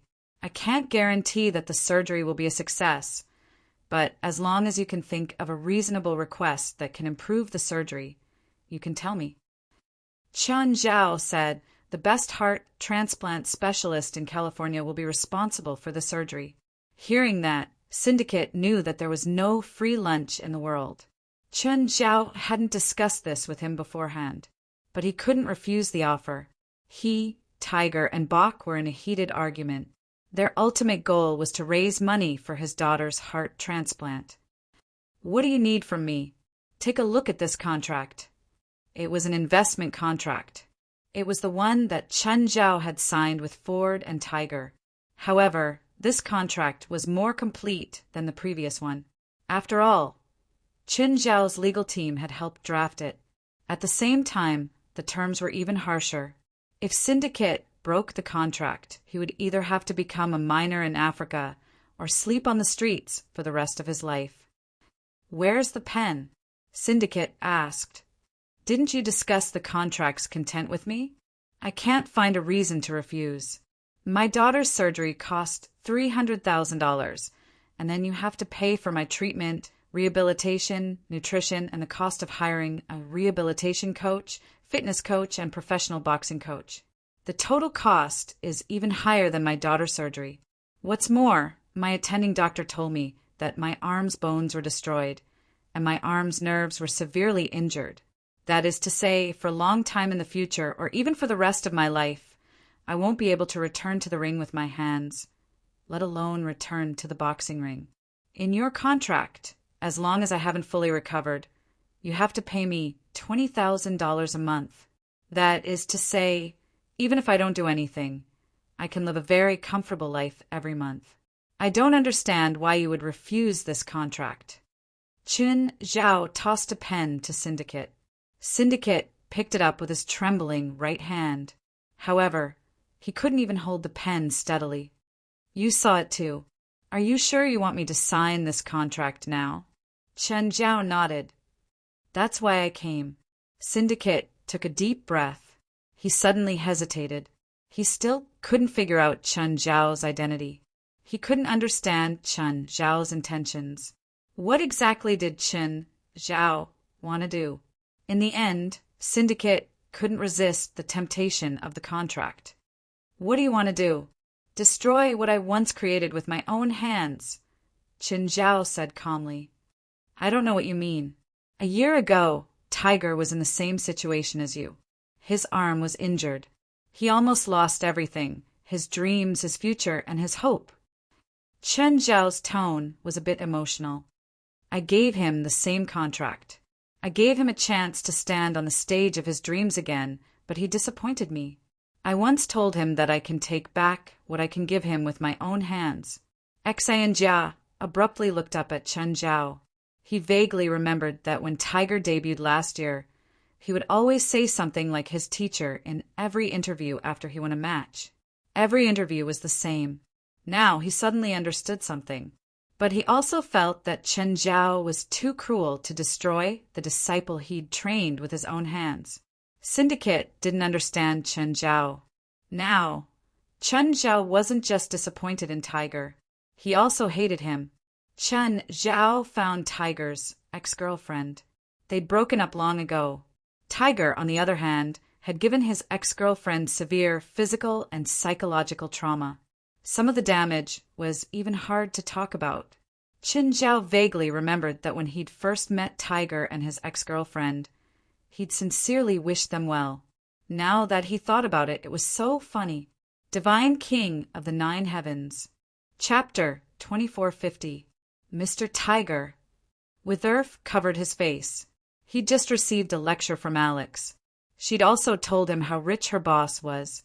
At the same time, she'd told him the terrifying consequences of becoming his enemy. At the same time, she'd helped Chen Zhao pass on a message. That's what he said. Tiger's expression was cold. There was even a hint of fear. Can I take back what I gave myself? Bach glanced at Tiger. Tiger, he's not as scary as you think. He's in the past now. No, Bach, you don't understand. He's really scary. He's the devil. Tiger's tone became urgent. Did you know that he and I were blocked in the parking lot? They asked me to fake a fight. Then, with a smile on his face, he punched the people who surrounded us to death and crippled them. Tiger's tone became urgent. Then, he still looked at me with that smile and said in a gentle tone, If you disappoint me one day, then I'll take back what I gave myself. Tiger looked up at Bach. I once swore that I'd never disappoint him. I'd never face him with that smile. You didn't do anything, Bach said. Plus, he doesn't have evidence, right? Tiger smiled bitterly at Bach. Do you think he's the kind of person who needs evidence? Bach's expression turned cold. Since he doesn't want to reason with us, we don't need to reason with him either. Don't worry, leave this to me. Bach, don't use extreme methods. You'll anger him. Tiger, you don't understand me or my company. Bach patted Tiger's shoulder. You can be a big star without worry. No one can threaten my client. The more Bach said this, the more worried Tiger was. Chen Zhao had never thought that the big boy would become a real bad guy. Chen Zhao's impression of Tiger was still that of a shy, introverted boy who was always passionate about the ring and thirsted for victory. This change was too sudden. Chen Zhao was still in a daze. West had helped him investigate a lot of information about Tiger. Hiring. Prostitutes were a personal problem. Chen Zhao could ignore it. There was also the emotional entanglement between him and his ex-girlfriend, which could only be said to be a personal issue. Even if he beat up his ex-girlfriend, Chen Zhao would at most call the police instead of getting involved himself. However, he couldn't accept that Chen Zhao had gotten some information from his ex-girlfriend. That was no longer just a matter of touching the bottom line of morality. If it were in China, It would be enough to be executed several times. As the saying goes, men become bad when they have money. Tiger was the best example. To put it bluntly, he had become arrogant after becoming famous. Moreover, it was the kind that drifted too far. Chen Zhao felt that it was already too much for rich people to reveal their identities and throw a stack of cash at ordinary people. However, he had clearly underestimated Tiger. Tiger was completely different from Ford and Everly. Rufford's career had its ups and downs. But after meeting Chen Zhao, his career skyrocketed. Coupled with the environment he grew up in and the stability of his family, Rutherford's mentality had always been good. Moreover, he often communicated with Chen Zhao. Chen Zhao didn't have much to teach him in terms of technique. However, Chen Zhao could still guide him in terms of training and nutrition. Perhaps Rufford also got arrogant sometimes, but he could control himself. Everly was different. Her family background had always been extraordinary. She had received elite education since she was young. Now, she was the most famous athlete in the sports world. It was just another way for her to succeed other than inheriting her family business. Thus, her mentality was the best. She also kept in touch with Chen Zhao. Tiger was different. In the past, he had felt inferior. Now, he was as arrogant as he was arrogant. After being repressed for a long time, once a person found an outlet, they would go crazy. It wasn't that poor kids couldn't become rich overnight. If only someone had been able to guide them back then, Tiger wouldn't have become like this. However proud Chen Zhao was of Tiger in the past, he hated him now. Right now, Chen Zhao's mentality was, I raised him, so I'll destroy him with my own hands. Moreover, Chen Zhao wanted to destroy him in all aspects. Don't talk to Chen Zhao. He was still a kid. Plus, he could still be saved. He just lacked guidance. A mistake was a mistake. He could make other mistakes and still have a chance to redeem himself. But some mistakes couldn't be undone. Tiger had committed 2 unforgivable crimes. One was drunk driving and killed a mother and daughter. Then, to avoid responsibility, he let someone else take the blame. The husband of the mother and daughter's family hanged himself half a month later. At least, the police concluded that it was suicide. But Chen Zhao didn't think so. Tiger had been in frequent contact with gangs for a while. Therefore, the media often saw this kind of news, and the territory of the gang he was associated with happened to be near the neighborhood where the man who hanged himself lived. The second crime was that he had violated a woman. That night, the woman and her family were all buried in a fire. The first crime was from West's investigation, and the second was from a few words from Tiger's ex-girlfriend. Chen Zhao had also been to the scene of the fire. At the same time, he'd gotten the report from the fire station. The report showed that someone had indeed set the fire on purpose, but there were no clues about the suspect. Chen Zhao wasn't a judge, so he never needed evidence. Most of the time, judges didn't pursue justice but the law. But the original purpose of humans' creation of law was to uphold justice. In court, if a person was known to be guilty of a heinous crime, but there was no evidence to prove that he was guilty, could he not be sentenced? This was a philosophical question. Chen Zhao wasn't a philosopher. He couldn't explain whether he should uphold justice or the law. He only knew that he should do what he had to do. As the saying went, it was up to God to decide if you were guilty or not. Chen Zhao was only responsible for sending you to God. But one thing Chen Zhao was sure of was that Tiger couldn't see God. Just then, Chen Zhao received a call. It was from a stranger. Hello, is this Mr. Chen?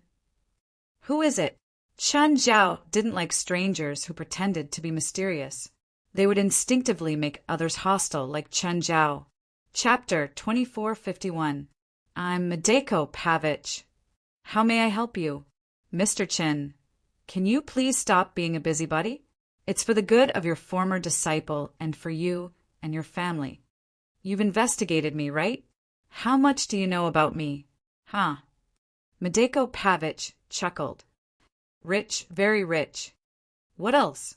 Seems like my investigation isn't comprehensive enough. There's still something I haven't found out. Medeko Pavic smiled, but he didn't take it to heart. But please understand that some power can't be compensated with money or the power behind you. I'm looking forward to it. I hope you can show me what power money can't compensate for. I hope you won't regret it. I'll say the same to you. Didi, after school, go home with your siblings, Qin Zhao informed Didi. Didala was the oldest of the kids, and he was a steady person. Qin Zhao trusted him. Uncle, we've been at school for a few days. You're only concerned about our safety today. Don't tell me you've made some new enemies recently, asked Didira speechlessly. That's the essence of the word. Which warrior is it? To Didi, anyone who dared to go against his uncle was definitely a warrior, especially someone who dared to threaten his family. Even the word warrior wasn't enough to describe their bravery. He hoped that there would be no war in heaven. After informing Didira, Chun Zhao called West. West, what are Helis and Jalanash doing these days? Helis just came out of the Tower of Trials. She seems to have made some progress on level 4. She seems to have a good chance of passing it, West said. West said, Jalanash should still be in the city. She went shopping with Giselle. Where are they shopping? Beverly Street. Perfect. Tell her to go to Angel Beach. Someone might want to harm my family. I'm afraid that Phalai will be in danger. Also, tell Helis to go to Mountain Elementary and secretly protect my kids. Guild leader, who is it? West immediately lowered his voice. I don't know yet. There's a guy called Medeko Pavic. I don't know his background yet. There are still a few kids at home. I can't leave, so I can only ask Jalanash and Hallis to protect them. Guild leader, if we encounter an ambush, I can kill all the enemies, right? Of course, Qin Zhao replied. Okay, I know what to do. Hallis hung up the phone. This basically gave Helith the power to fire as many times as she wanted. As long as he was judged as an enemy, she had the right to execute him. Normally, Chen Zhao wouldn't give him such authority. One reason was that Helith was even more murderous than Qin Zhao. On the other hand, some people didn't necessarily deserve to die. However, this was a special time, because someone claimed to be threatening his family. At this time, there was no time to distinguish between death and death. As for Jalanash, on the other side, Qin Zhao didn't even need to say anything. If a normal person forced Jalanash to attack Nash, Qin Zhao wouldn't even need to say anything. In that case, the result would be no different from firing limitlessly. If Jalanash's elemental magic hit an ordinary person, it would be like being hit by a missile. Kids, do you remember me? Sister Helith. Didala was the first to recognize her. Helith forced a strange smile with difficulty. Not bad, you still remember me. But Illich, Binance, Farintia, and Kilo all remembered Helith too. He remembered this little sister who was full of Gothic style. Helith's style was too obvious and left a deep impression on them. But Halli's was also the type that came with a lightning rod. Not to mention children. Even adults would automatically keep a respectful distance from her. Even when facing Chen Zhao's kids, Helith only smiled perfunctorily. Your uncle told me to take you home, Helith said. Let's go. Get in my car. The kids looked at Helith's car. It was an expensive Lincoln Navigator. But what really caught their attention wasn't the car's price. Instead, it was the super personalized paint on the car. There were 7 pictures. They were the 7 disasters: pain, disease, suffering, torture, plague, death, and despair. Each picture was fully integrated with the elements of death and terror. In particular, the paint used in some places was very special. It was a fluorescent coating. For example, the picture on the back of the car was the plague sermon. If someone shone a beam at Helith's car from the back, they would definitely see a strange scene. Hi, Phalai. Jalanash came to the Coastal Rescue Team's headquarters. Jalanash, why are you here? Phalai saw Giselle behind Jalanash and greeted her as well, because she often went to the supernatural organization. She was basically familiar with the people there. The president asked me to protect you. Huh? Is that necessary? I can't help it. As a spiritualist family, I often get involved in some unnecessary trouble with my family. Jalanash shrugged helplessly. There were rules in the spiritual world that people might not be able to protect their family. But sometimes it wasn't that people wanted things to escalate. It was just that things got out of control. Jolene, Nash, and Giselle sent Phalai home safe and sound. As soon as they got out of the car, Horace arrived in her cool and strange car. When they arrived, Chen Zhao had already prepared a scrumptious dinner in the yard. Everyone, including Giselle, was asked to stay for dinner. Of course, Chen Zhao didn't just ask them to stay for dinner. In the next few days, they would probably stay with Phalai to work and escort Chen Zhao's children to and from school. Chin, what's going on? Phalai asked at the dining table.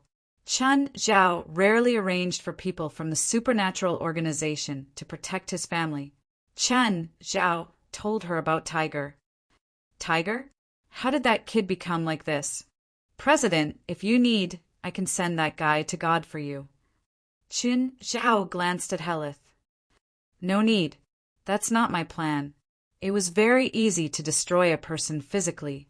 For Chen Zhao, Helith, and Jalanash, it wasn't difficult at all. A spell could solve it. But Chen Zhao didn't just want to kill Tiger. It wasn't simply justice. It was revenge. Chapter 2452. A passenger plane landed at Los Angeles Airport. A dozen strangely dressed passengers walked out of the exit. They looked like they walked out of the Hogwarts Academy in the movie Harry Potter. Of course, the way others looked at them was as if they were cosplaying as Hogwarts magicians. They were already used to this kind of look. So they looked calm, and they responded to other people's requests to take photos with them. When they walked out of the exit, someone went up to them. Hamson, Mr. Mediko Pavich, may the immortal king bless you. Among the group of Hogwarts mages, an old man looked at the person who greeted them. It's a pleasure for you to visit. Mediko Pavich looked at Hamson Deller. They were all real mages, although they did not come from Hogwarts Academy. But magic existed in this world. All kinds of unimaginable magic shocked Mediko Pavich when he first came into contact with them. It was then that Mediko Pavich came into contact with a group of mages from England and got to know them. They came from an organization called the Immortal Crown, an extremely ancient organization. But although they were ancient, they were very poor. And because of the lack of funds, their members dwindled, until Mediko Pavich provided them with funds. Their precarious life was finally alleviated. Of course, Mediko Pavich did not help them unconditionally. When Mediko Pavich needed help, they would also need to help him solve any problems he faced. The group of mages, who had long been afraid of poverty, did not care about the rules of the spiritual world. Perhaps they did not realize that they had been controlled by Mediko Pavich from the very beginning. Now, they even relied on the money provided by Mediko Pavich for their daily necessities. Of course, even if they realized this problem, they did not want to go back to the past. When Mediko Pavich first came into contact with them, they lived in the depths of a forest that was rarely visited by humans. There were 52 of them when Mediko Pavich unwittingly broke into their hideout. They were psychics who hid in the mountains to avoid World War II in the last century. Most of them were second or third generation, and a few were fourth or fifth generation. Initially, there were a few hundred spiritualists. However, after decades of reproduction, not only did they not grow stronger, but their numbers were also decreasing. It was mainly because they had too little contact with the outside world. Their daily necessities were basically grown and bred by themselves. Their only means of transportation was an old car from the 1930s. They had not been in contact with the outside world for decades. Their knowledge was seriously out of touch with the outside world. They had almost returned to primitive society before Mediko Pavich had entered the forest in which they lived. Due to the lack of living resources and poor medical standards, they could only rely on magic to cure all of their illnesses. However, most of the time, magic could not cure all diseases. Take appendicitis, for example. In the outside world, a small surgery could solve the problem, but there it was a fatal disease. They had no idea what was going on outside. They still thought that the outside world was still in an era of war.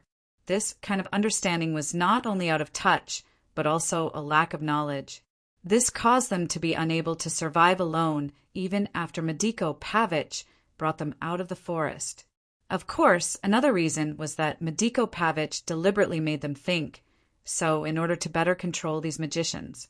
All of their knowledge had already fallen behind decades of time. After all, the speed of development and changes in the past few decades were much greater than the development of human civilization in the past thousands of years, especially since almost all of the first generation had passed away. Now, there were not many of the second generation left. The incomplete inheritance of knowledge caused them to have an incomplete understanding of the outside world. As a result, they developed a sense of dependence on Medico Pavic. Medico Pavic easily controlled them. At least, most of the members of the Immortal Crown had become his servants. The older second and third generation were no longer willing to step out of their former seclusion. The fourth and fifth generation were even younger and more willing to see the outside world. Hamson was the only second generation that came out with Medico Pavic. However, he was already very old. He was already 85 years old. In fact, he was already born before his parents lived in seclusion. Compared to the others, he understood the outside world better. Of course, he yearned for the outside world more than the others, so he could be considered a first generation. His magic power was the strongest among the other magicians. Hamson knew that Medico Pavic was using them. However, he did not care. Compared to the lack of resources and monotonous life in the seclusion, the outside world was much more interesting. There was also the guarantee of a stable life. Moreover, the tasks that Medico Pavic gave them were very simple. "You guys are really eye-catching," Medico Pavic said with a smile. "Although the outside world is much more interesting than the seclusion, I'm still more used to the robe of order." The magicians called their robes the robe of order. The robe of order was also a magic item that could provide them with magic power. Of course, for Hamson and the others who had lived in seclusion for a long time, the robe of order gave them a sense of superiority. Perhaps due to the influence of the movies, when they appeared in public wearing the robe of order, they felt proud and honored. The fanaticism and adoration of ordinary people made them feel honored and proud. "What do you want us to do this time?" Hamson asked. "Mr. Medico, please give us some challenging tasks," a young magician of the fourth generation said with a somewhat arrogant tone. "Yes, I hope this task can be a little difficult. At least when we travel, we will feel a little bit of pressure. Although I want to give you some challenging tasks. You guys are born extraordinary. Perhaps only saving the world will make you feel pressured." Can you find us a task to save the world?" "Me too. But first, we need to live a better life before saving the world." Chapter 2453. Medico Pavic led everyone into the car. Then he took out a stack of photos. "These are your goals. Bring them all to me." "There are a few kids here," Hamson said. "After this mission, I'll provide you with at least a year's worth of funds. You should also have your own headquarters in the outside world. Don't you think so, Hamson?" Hamson thought for a while and nodded. "You're right." As for the question that made him hesitate before, after Medico Pavic stated his conditions, it wasn't that important anymore. Rest for the night. Tomorrow, I'll give you more information about your goals. Finish the mission as soon as possible. Then you can have fun here. I've already prepared many projects for you. "Mr. Chin, do you really have a way to help my arms recover their strength?" Sinja asked hesitantly. Every time he asked his doctor when he would treat his arms, the doctor would reply that Chen Zhao would be in charge of his arms. All the attending doctors told him that Chen Zhao was in charge of treating his hands. They weren't in charge of treatment or examination. It seemed that the doctors in the hospital had blind confidence in Chen Zhao.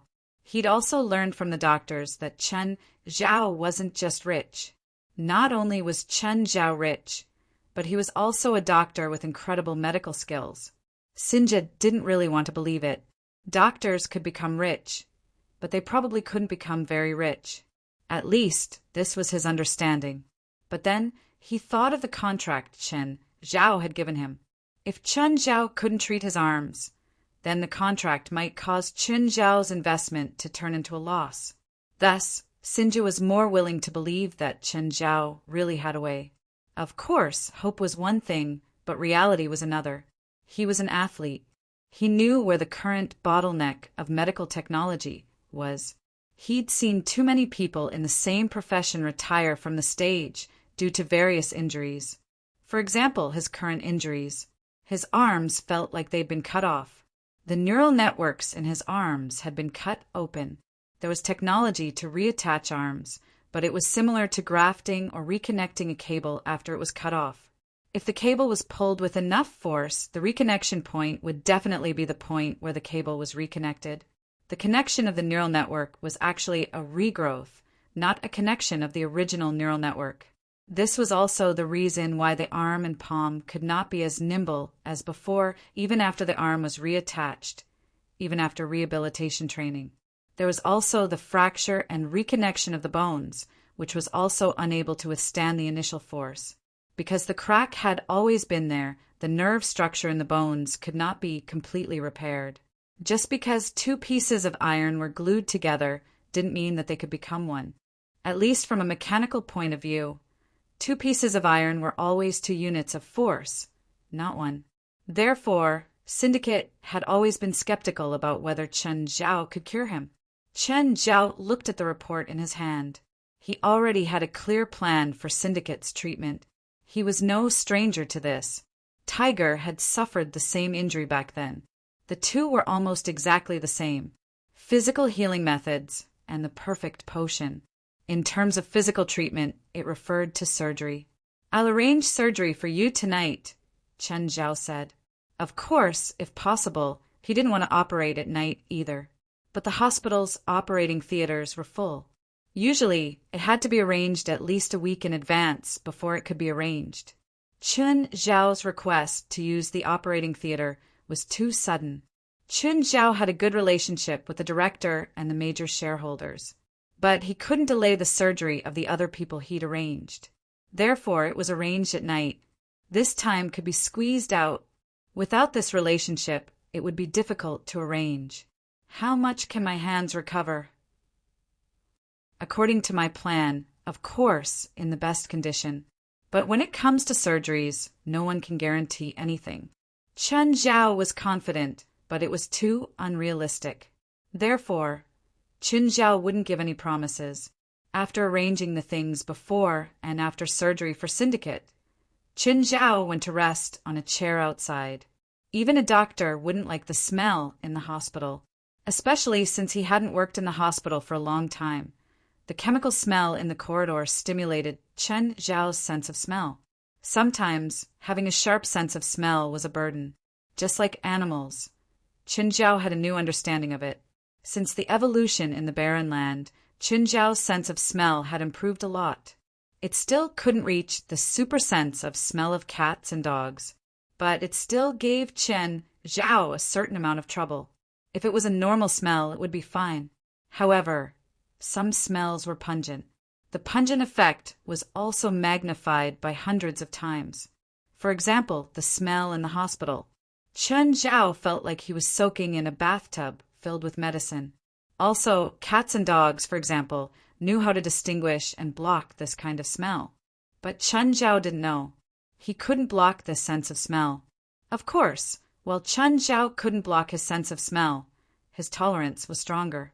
He wasn't like cats and dogs, whose sense of smell would collapse after being sprayed with perfume. At most, Chen Zhao would feel nauseous. Plus, the pungent smell could be blocked. Breathing fresh air outside would make him feel happy. Of course, the happiest thing was that two people had come to relieve his pressure. The two people had come to relieve his pressure. Two young people wearing magic robes appeared before Qin Zhao. It was as if they were afraid that others wouldn't know who they were. In his hand was a wizard's magic staff, like those in the Harry Potter movies. "Sir, come with us." Qin Zhao raised his head and looked at the two young people. This pair of man and woman seemed to be a perfect match. "What's your name?" "I'm the Immortal Crown, Sark." "Arsini," the young woman said. Qin Zhao yawned. "Sit with me for a while." "Sir, we don't have time to waste with you." "You better." Arsini pointed her staff at Qin Zhao. Qin Zhao reached out and snapped Arsenal's wand in an instant. "You!" Arsini stared at her staff in shock. "Damn." Sark suddenly pointed the staff at Qin Zhao. Chapter 2454. Shape-shifting. Sark cast shape-shifting on Qin Zhao. Shape-shifting could be used on oneself or on others. Shape-shifting on others was very advanced, because one's own magic wouldn't resist oneself, but when used on others, there would be resistance. Even if one used it on a normal person, there was a high chance of resistance.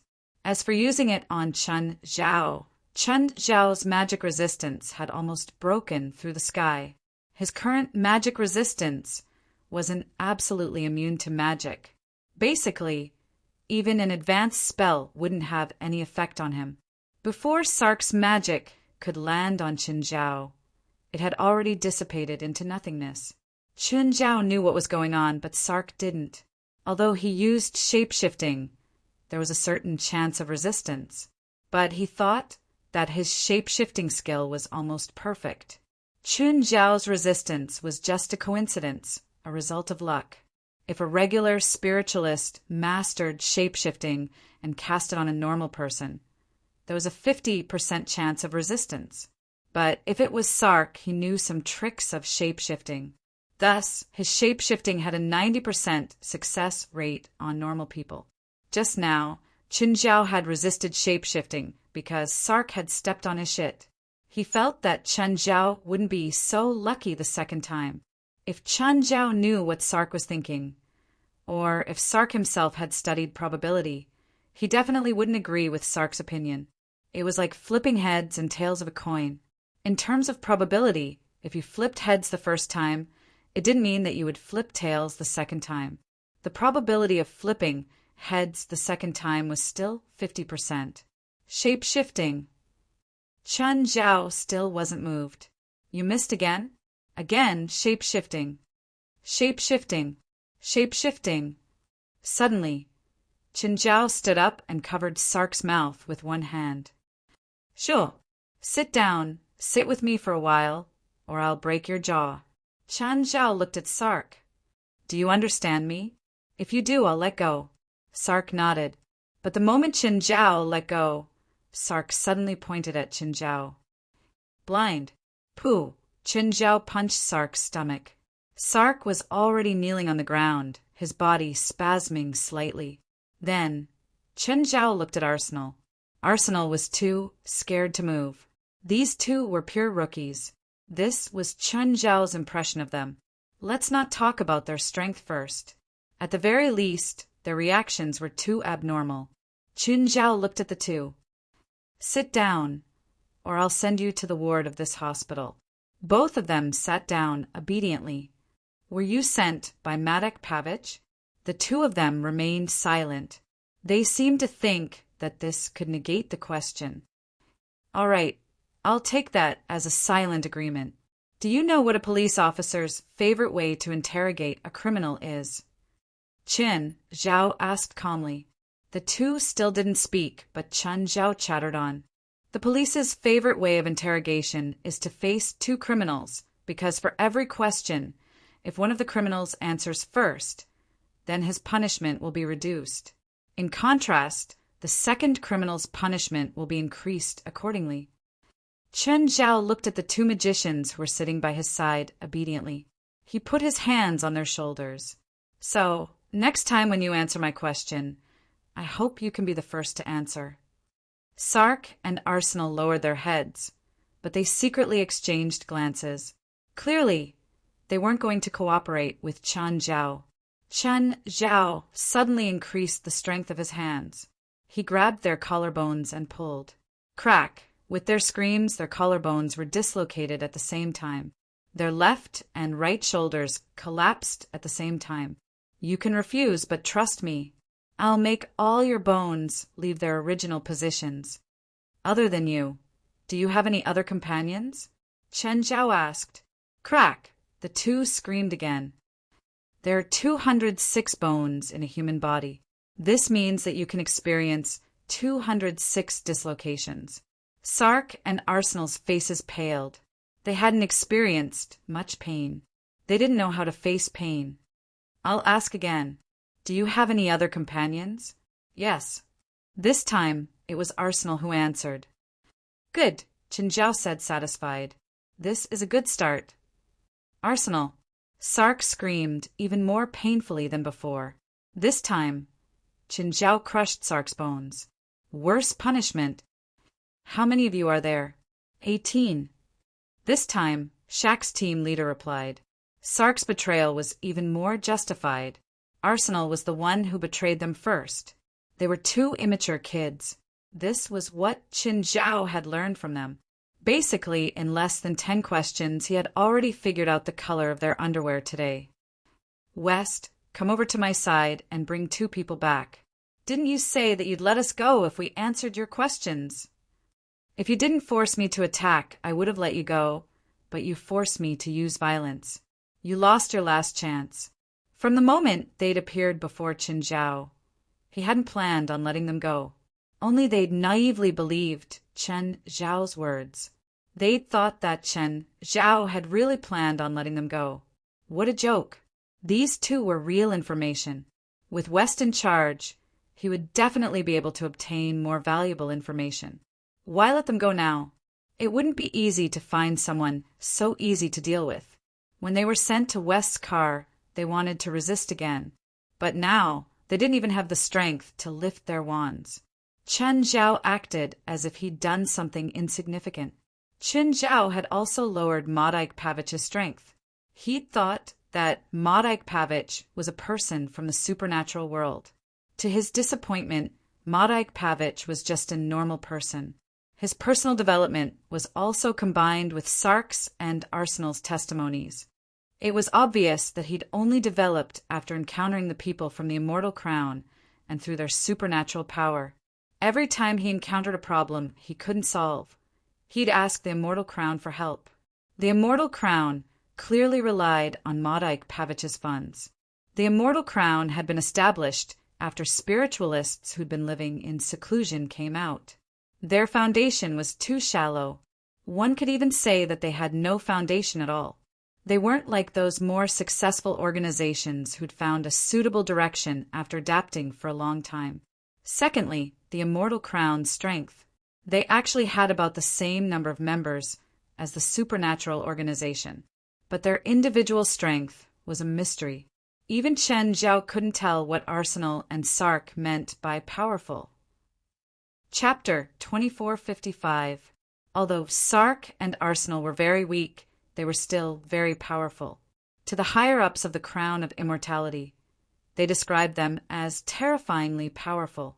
It was said that those powerful magicians had been cultivating nonstop for decades. He didn't have any contact with the outside world, so his daily routine was either cultivation or cultivation. Because of this, Chen Zhao couldn't judge how powerful the Crown of Immortality was. So, he told West to be careful. Hello, Jalanash, it's me. Nar. Jalanash was sunbathing right now. She'd been with Phalai for the past 2 days. However, the past 2 days had been calm and peaceful. Nothing had happened. When Jolene and Nash had nothing to do, they would play on the shore or help Phalai out a little. If she met someone in trouble at sea, she would secretly use water magic to save them. Of course, she was still not used to the current pace of life. After all, she preferred to practice at the headquarters in the Tower of Trials, although this kind of daily rhythm was very relaxing, but she couldn't be motivated. Jalanash was still surprised to receive a call from her sister. Nar, what's up? Can't I call you if there's nothing? If there's nothing, I'm hanging up, Jalanash said without hesitation. 2 years ago, she might have believed Nar's call. But in the past 2 years, she'd been on missions half the time. Many of the quests weren't straightforward expeditions that could be completed by simply a +1. In fact, many missions required Jalanash to work her brain and think. As time went by, Jalanash gained more experience. She couldn't say she was very experienced, but at least she could hear some suspicions when talking to her sisters. No, I'll tell you, Nar said quickly, sounding a bit depressed. Tell me, what's up? Nar and Jalanash were sisters from the same clan. When they were young, they were like two big devils in the clan. Basically, wherever he talked about it, the chickens would fly and the eggs would be broken. So they were naturally close. But they hadn't contacted each other in the past 2 years. It wasn't because they weren't close. It was because Nar had become the focus of the clan and had been cultivating in seclusion. That was why they never contacted each other. Unlike Nar, Jalanash's talent was mediocre in the clan. That was why Jalanash left the clan as soon as she came of age. The elders in the clan did not object to her going out. After all, even if Jalanash didn't leave on her own, she would probably be chased out by the elders of the clan soon. On the surface, it was said that he was going out to gain experience. But in reality, the underlying meaning was that he did not want to keep idle people.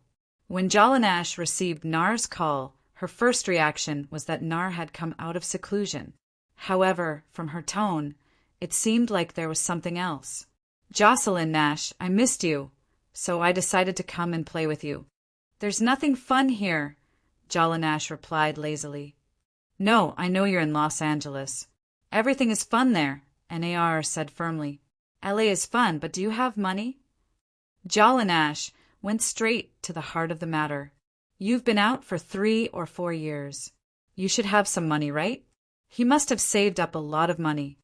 My money isn't for you to squander. Jalanash had been planning her own house recently. She had saved up quite a bit in the last 6 months. She saved at least half of her salary every month. She had also become a little miser. Plus, while her salary was high and she was of the highest class in the supernatural organization, her expenses were also high. However, her expenses were also very high, although the association would provide some of the magic materials needed for training. There were still many that she had to collect herself. Moreover, as her strength increased, the expenses she needed to spend would also increase. Nar was the opposite of her because his family was much better than Jalanash's. That was why she had no concept of money since she was young. Did Uncle Owens come too? The Uncle Owens that Jalanash mentioned was Nar's father. No, I don't want to talk about him. You fought with Uncle Owens. I ran away from home. If he doesn't take me in, then I'll really be homeless. Jalanash couldn't help but worry. She wasn't worried that Nar would really be homeless. She was worried that there was no one around her. Who knew what she would do? Nar, where are you now? Guess.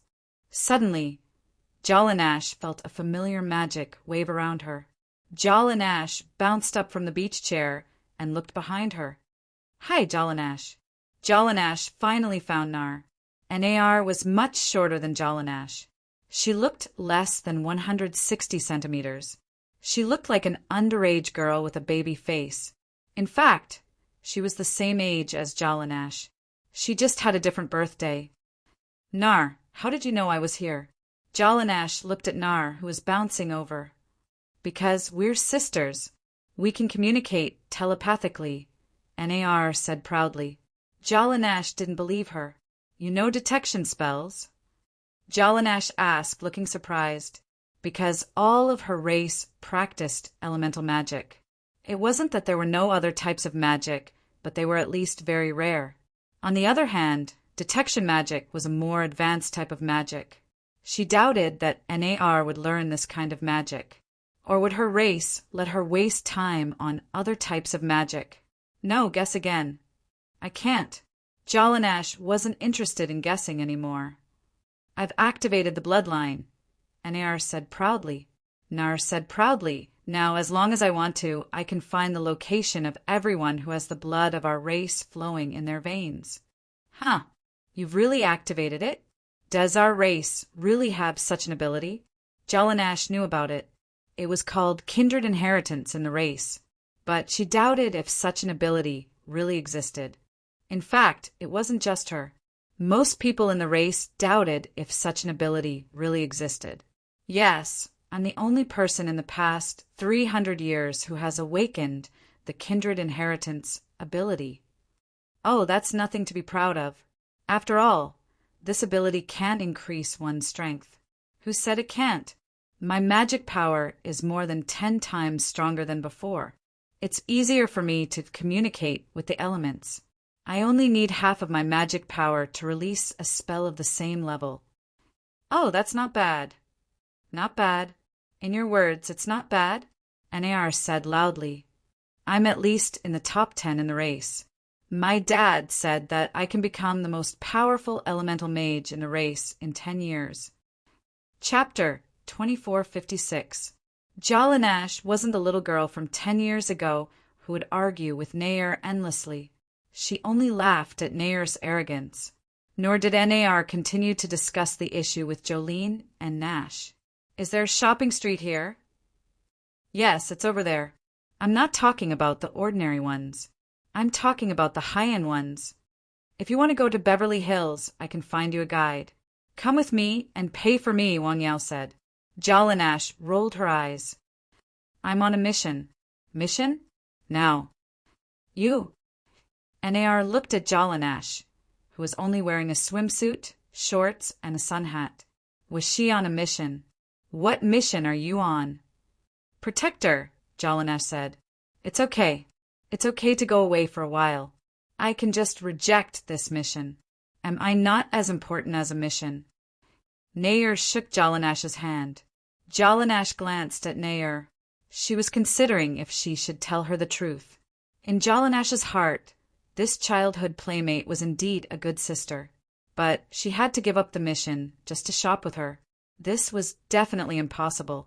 If you stay in Los Angeles long enough after I complete this mission, I can apply for a few days off to play with you in Los Angeles or the surrounding cities for a few days.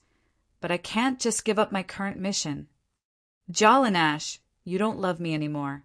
Nar hugged Jalanash, acting like a spoiled child. Don't do that. I need to focus on the mission. Fine. Who's your client? Not my client. My boss's wife. Is she a spiritualist? No, she's a regular person. So troublesome. How about I kill your boss and you'll be free? This joke isn't funny at all. Jalanash knew that Nar was joking, but she couldn't laugh at all. If Chen Zhao heard this, he would probably die. If Chen Zhao heard this, he'd slap Nar onto the wall. Although he hadn't seen Nar for a few years, her personality was still the same as a few years ago. Perhaps the days of closed-door training were too harsh. As a result, after Nar came to Los Angeles, he became even more self-indulgent. Nar, don't casually use magic in Los Angeles, especially on ordinary people. It's very dangerous here. What kind of danger is there in this magical desert? Nar said indifferently. If you continue to have this kind of attitude, then I can only tie you up and throw you into the clan. All right. Nar had compromised, but she didn't believe that Jalanash could kidnap her. She was just worried that if she pissed off Jolene Nash, she wouldn't be able to play with her. However, she was still stubborn and unruly in her bones. But Jalanash still arranged for Nar to go shopping. Nal said that he only wanted to go to Beverly Hills, but when he went to this ordinary commercial street, he still couldn't help but linger. After all, even if this was just an ordinary commercial street, it was still much more lively than the clan's gathering place. However, Nar had spent more than $2,000 in one afternoon, which still made Jalanash's heart ache. Even if she went shopping in Beverly Hills, she might not even spend $2,000 in a day. When Nar came back, she was already carrying more than 20 shopping bags. Women had a natural obsession with shopping. Jalanash, look at what I bought. Look at this pair of earrings.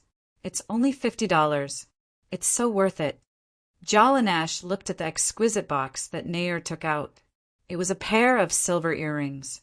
Most of the time, such silver jewelry wouldn't cost more than $20. This made Jalanash feel that she had to send her home as soon as possible. Just then, Phalai walked over. Phalai had already changed back into her own clothes. Jalanash, is she your friend? Phalai, are you off work? Jalanash looked at Phalai and then at Nair. She's my sister, Nair. She just left home. This pair of earrings is so beautiful. Which store did you buy it from? At this moment, Phalai displayed her high EQ. You think it's beautiful too, don't you? Nair immediately liked Phalai. She felt that her beauty sense had been recognized. To her, this was the greatest affirmation. Of course, it's very beautiful. How about we go shopping? I want a pair of earrings too. Jalanash wasn't stupid. Phalai's attitude clearly showed that she wanted to build a good relationship with Nair. Otherwise, why would she want to buy such jewelry? Phalai wasn't allowed to wear jewelry during work hours. Moreover, her jewelry was basically all high-end goods. Even if she went to events with Chun Zhao, she would only wear jewelry that cost tens of thousands of dollars or more. Phalai and Nair looked like mother and daughter. It wasn't because of their age or appearance difference. It was because of the difference in their intelligence. Because she was shopping, Phalai missed dinner time. However, Phalai had already called Qin Zhao. The three girls had a lot of fun outside. Then, Jalanash sent Phalai to her house and took Nair back to her place.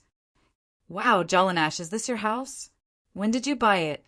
It's so beautiful. I rented it, not bought it. Jalanash rolled her eyes. Such a luxurious house must be very expensive, right? Jalanash covered her face. I'll prepare daily necessities for you. When they were at Mingyua Villa, Nair had also made a big fuss, as if he hadn't seen the world. Now that he saw his house, he also made a big fuss. Nair, your house is so many times bigger than mine. Do you have to be like this? I don't want to talk about that rundown house.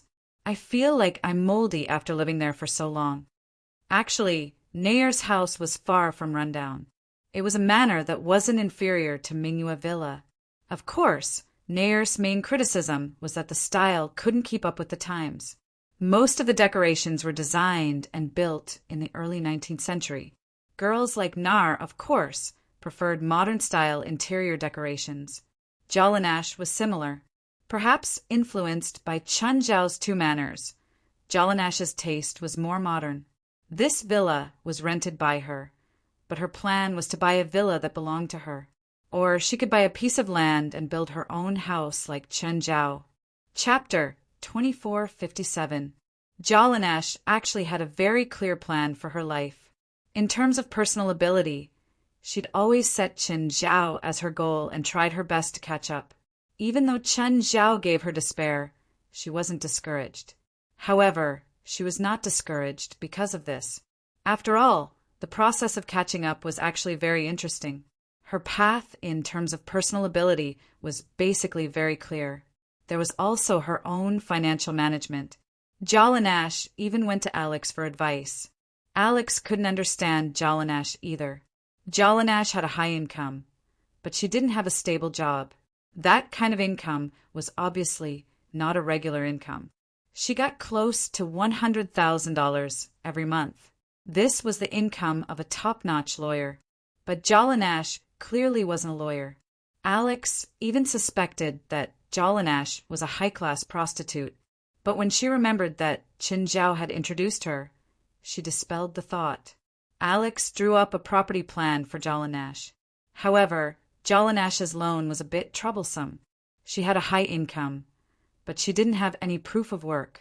To the bank's appraiser, such people were probably involved in some illegal activities and could lose their income at any time.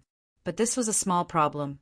Qin Zhao was happy to lend Jalanash the money. You can stay here for the time being, but I have a rule. You can't use magic in my house. No magic at all. Okay, got it. Hey, Qin, I finished using your Mirror Lake Manor. I've also cleaned up the set. The crew has all left. Okay, Chen Zhao said. If you need me again, let me know in advance. Where are you now? I'll return the key to you. James borrowed Chen Zhao's house for 2 days. In fact, the filming took less than a day, but the construction and dismantling of the set, as well as the cleaning of the house, took more time. As for the key Chen Zhao had given him, he couldn't use it at all. Because Chen Zhao had given him the authority of the butler system, he could move around the manor without any obstruction. Even if he wanted to go to Chen Zhao's wine cellar, he couldn't stop him. James had entered the wine cellar. The collection inside was estimated to be worth no less than $200 million on the market. On the other hand, Chen Zhao could give him so much authority without any supervision. One could imagine how much trust Chen Zhao had in him. Keep it with you, Chen Zhao said. I'm a bit busy these days. You can ask your assistant to come and get it. She's been taking care of my kids for the past 2 days, Chen Zhao said helplessly. If I make her run errands again, she'll turn against me. Haha, you can get another assistant. I did, Mr. James. Sorry, Portia, you misheard. Because of Chen Zhao, James and Portia were quite close. James also arranged a small role for Portia, who had dreams of becoming a star. His evaluation was that she was not suitable for acting. From then on, Portia never mentioned acting in front of Chen Zhao again. However, Chen Zhao knew that Portia still secretly went to some auditions. Of course, if she didn't tell the people auditioning that she knew Stephen and James, no one would give her the role. In the morning, after Jalanash and NAR came to pick Fei Lai up, Chen Zhao also went to the hospital. The house was left to Portia. Of course, Portia would also take care of the little devil kings at home. To prevent Madeko Pavich's men from causing trouble, Chen Zhao had all the pets in the house be on guard. As long as he wasn't home, they would be responsible for the manor's safety. Apart from Briar, Bramble, Simba, and Nana, the other pets were all powerful. Even an expert might not be able to leave this place in one piece. When he reached the hospital, he found Four in Syndicate's ward. Hey, Four, why are you here? This isn't the department you're in charge of, right? Four was a doctor in internal medicine, while this was a surgery department. I can't help it. I owe a few surgeons here. They asked me to come and collect Syndicate's postoperative data. Chen Zhao had only volunteered for a few surgeries, but the surgeons here were all shocked by Chen Zhao's skills. However, they were too embarrassed to come and collect Syndicate's data. They were even afraid of causing unnecessary misunderstandings. So they could only find Four. They all knew that Four was Chen Zhao's sister-in-law. To them, Chen Zhao wouldn't think that his sister-in-law wanted to steal his patient. Tell them to be more generous next time, Chen Zhao said, pretending to be generous. They want to observe my patient, Chen Zhao said, pretending to be generous. I won't chase them away. Beautiful doctor, how's my current situation? Syndicate felt that he was recovering well. However, he wasn't sure if it was just his imagination. The feeling was very vague. When he used a bit of force, it would affect the pain, nerves in his arm. It was a very strong pain. Nevertheless, pain was a good thing. The more painful it was, the better the connection between the nerves was. You're in great condition, Four said, but you'll have to ask your main doctor for the details. Drink this. Chen Zhao handed Syndicate a bottle of diluted perfect medicine. Did you make another bottle like this? Four watched as Chen Zhao handed her the black, slightly murky potion. It wasn't the first time she saw Chen Zhao give this black medicine to a patient. She didn't know what it was. She only knew that every time Chen Zhao gave this medicine to a patient, the patient's bodily functions would greatly speed up and recover, or it could suppress the illness. She'd tried it before. She'd extracted the remaining ingredients from the empty bottle and tested it. However, the results were always disappointing. The ingredients that could be detected were all very ordinary. The ones that couldn't be detected at all. for had also tried to persuade Qin Zhao to get a patent. The profits would be much greater than if he made and used it alone. However, Qin Zhao always told her that this medicine required some special ingredients. Modern medicine production lines couldn't produce it. For felt that it was a pity, but she didn't have any more reason to persuade Qin Zhao.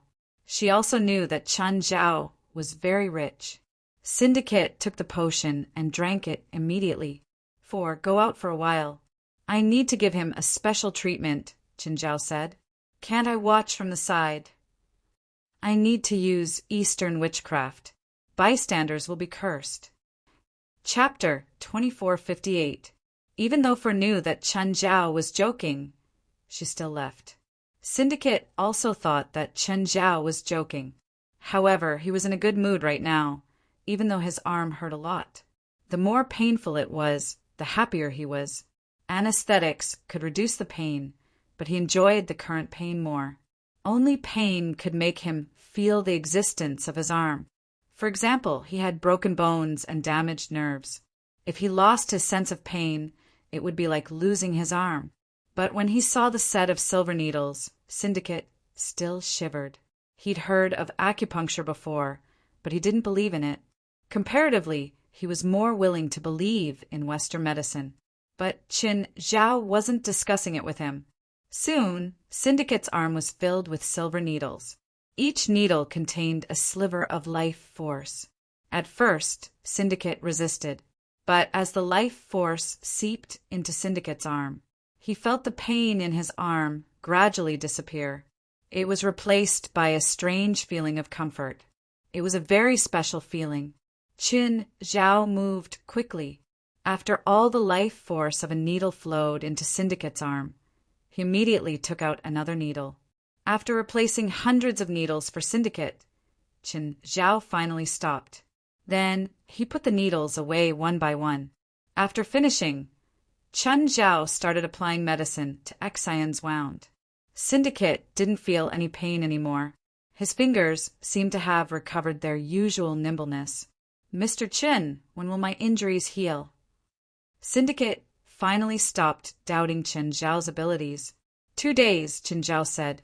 Hearing Qin Zhao's answer, Syndicate felt strange. On one hand, he felt that his injuries were almost healed. On the other hand, he doubted whether 4 or 5 days could really help him recover. Qin Zhao already had a plan for Syndicate's treatment and recovery. The most troublesome part of the surgery was already done, so the next step was recovery treatment. On the other hand, recovery healing was dispensable.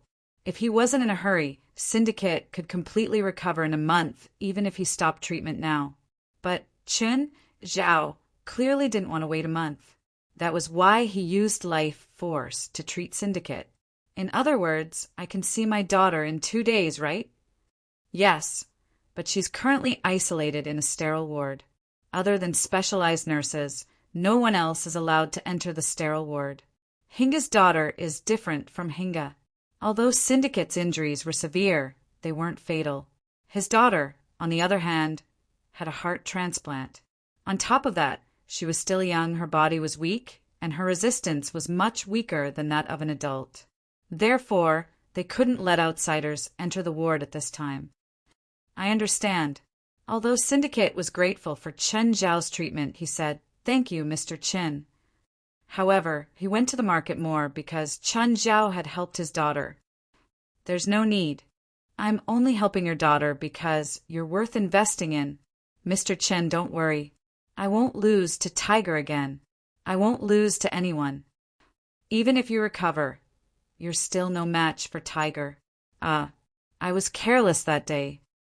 Qin Zhao shook his head. He had seen the video that the paparazzi had taken that day. Tiger's power was clearly beyond the norm. He had strengthened Tiger before. However, he was at most 5 times stronger than other people. He was far from being able to send Syndicate flying with one punch. After all, Syndicate was also a boxer. He wasn't famous, but his abilities and techniques were at the level of a top boxer. How could Tiger do that? He could kill Syndicate in one move. Syndicate's face reddened. He wasn't convinced. However, he couldn't prove that he was indeed KO'd by Tiger that day. Since you don't believe me, why did you save me? It's not easy to find someone who can keep up with Tiger in terms of technique and foundation in such a short time, especially someone who can be controlled by me and is willing to be controlled by me. Chen Zhao said without hiding it. You're weaker than him. There's no doubt about that. Syndicate wasn't convinced, but he didn't want to argue with Chen Zhao now. Right now, Chen Zhao could even be said to be his bread and butter. Arguing with Chen Zhao might not bring him any good results. Of course, I have my own plan. Bok, how's it going? Is it done? Tiger had been feeling uneasy these few days. The pressure Chen Zhao gave him was too great. Don't worry. My boss has already taken over. He's very good at this. There's nothing he can't solve. But it's been so many days. Why hasn't there been any news? Maybe to my boss, this is an insignificant thing. Even if it's done, he won't tell us. Bok was very confident in Mediko Pavic. This confidence was built up through Mediko Pavic's ruthless methods time and time again. It seemed that no one could fight against him. It didn't matter if they were businessmen, celebrities, or gangsters. He even seemed to have ways to deal with people in politics. Tiger didn't know Mediko Pavic, so he wasn't as confident as Bok. Then help me ask. Tiger was both hopeful and worried. Okay, I really don't know what to do with you. Bok picked up his phone and called Modike Pavic. Hello, Mr. Modike. This is Bok. Tiger has been nagging me. Although I've been telling him that there's no problem that can't be solved by you, Tiger is still worried. So he asked me to call you and ask if there's any progress on that matter. I haven't gotten any news yet, but my best subordinate is in charge of this. I'll let you know when I get an answer. Okay, thank you, Mr. Mediko. After hanging up, Bok pursed his lips. He'd just promised Tiger so confidently, but in the blink of an eye he'd been slapped in the face. Mediko Pavic still hadn't made any progress. Bok glanced at the eager Tiger. Things are going well. You'll get good news soon. Tiger's heart skipped a beat. Bok's words made him panic. The indescribable uneasiness in his heart grew stronger. No, he couldn't just sit here and wait. He had to think of a way to save himself. Tiger avoided Bok's gaze. He lowered his head and his eyes flickered. No one knew what he was thinking.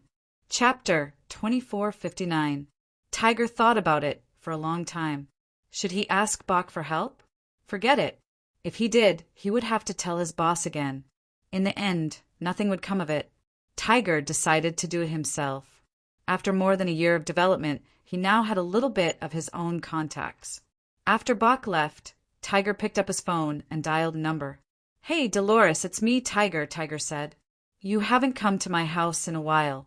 I have a party tonight. Do you want to come? You're a big star. Are you sure you want to invite a gang to your house? I don't care who you are. I only know you're my friend. Huh. It's exactly because we're friends that I can't go, Dolores said brightly. But you can come to my bar anytime. Don't worry, there won't be any paparazzi here. Tiger went with the flow and said to Dolores, as long as you don't mind me giving you trouble. Huh. I'm more than willing to have a big star at my bar. Then I'll go tonight. Don't you have a party tonight? You're the only important guest. If you don't come, there's no need for the party. Dolores wasn't overjoyed. Instead, he realized that Tiger didn't really want to invite him to the party. He had something to ask of him. Dolores's lips curled into a smile. Of course. He had no reason to reject Tiger's request. After nightfall, Tiger drove his luxurious car to Dolores's bar. Dolores's bar was on Mingo Avenue. Mingo Avenue was the place people didn't want to talk about the most in L.A. There were a total of 12 communities, all of which were dominated by black residents. Although Americans shouted for equality and freedom every year, this society was still based on white supremacy. People of other skin colors were mostly at the bottom here, especially Americans.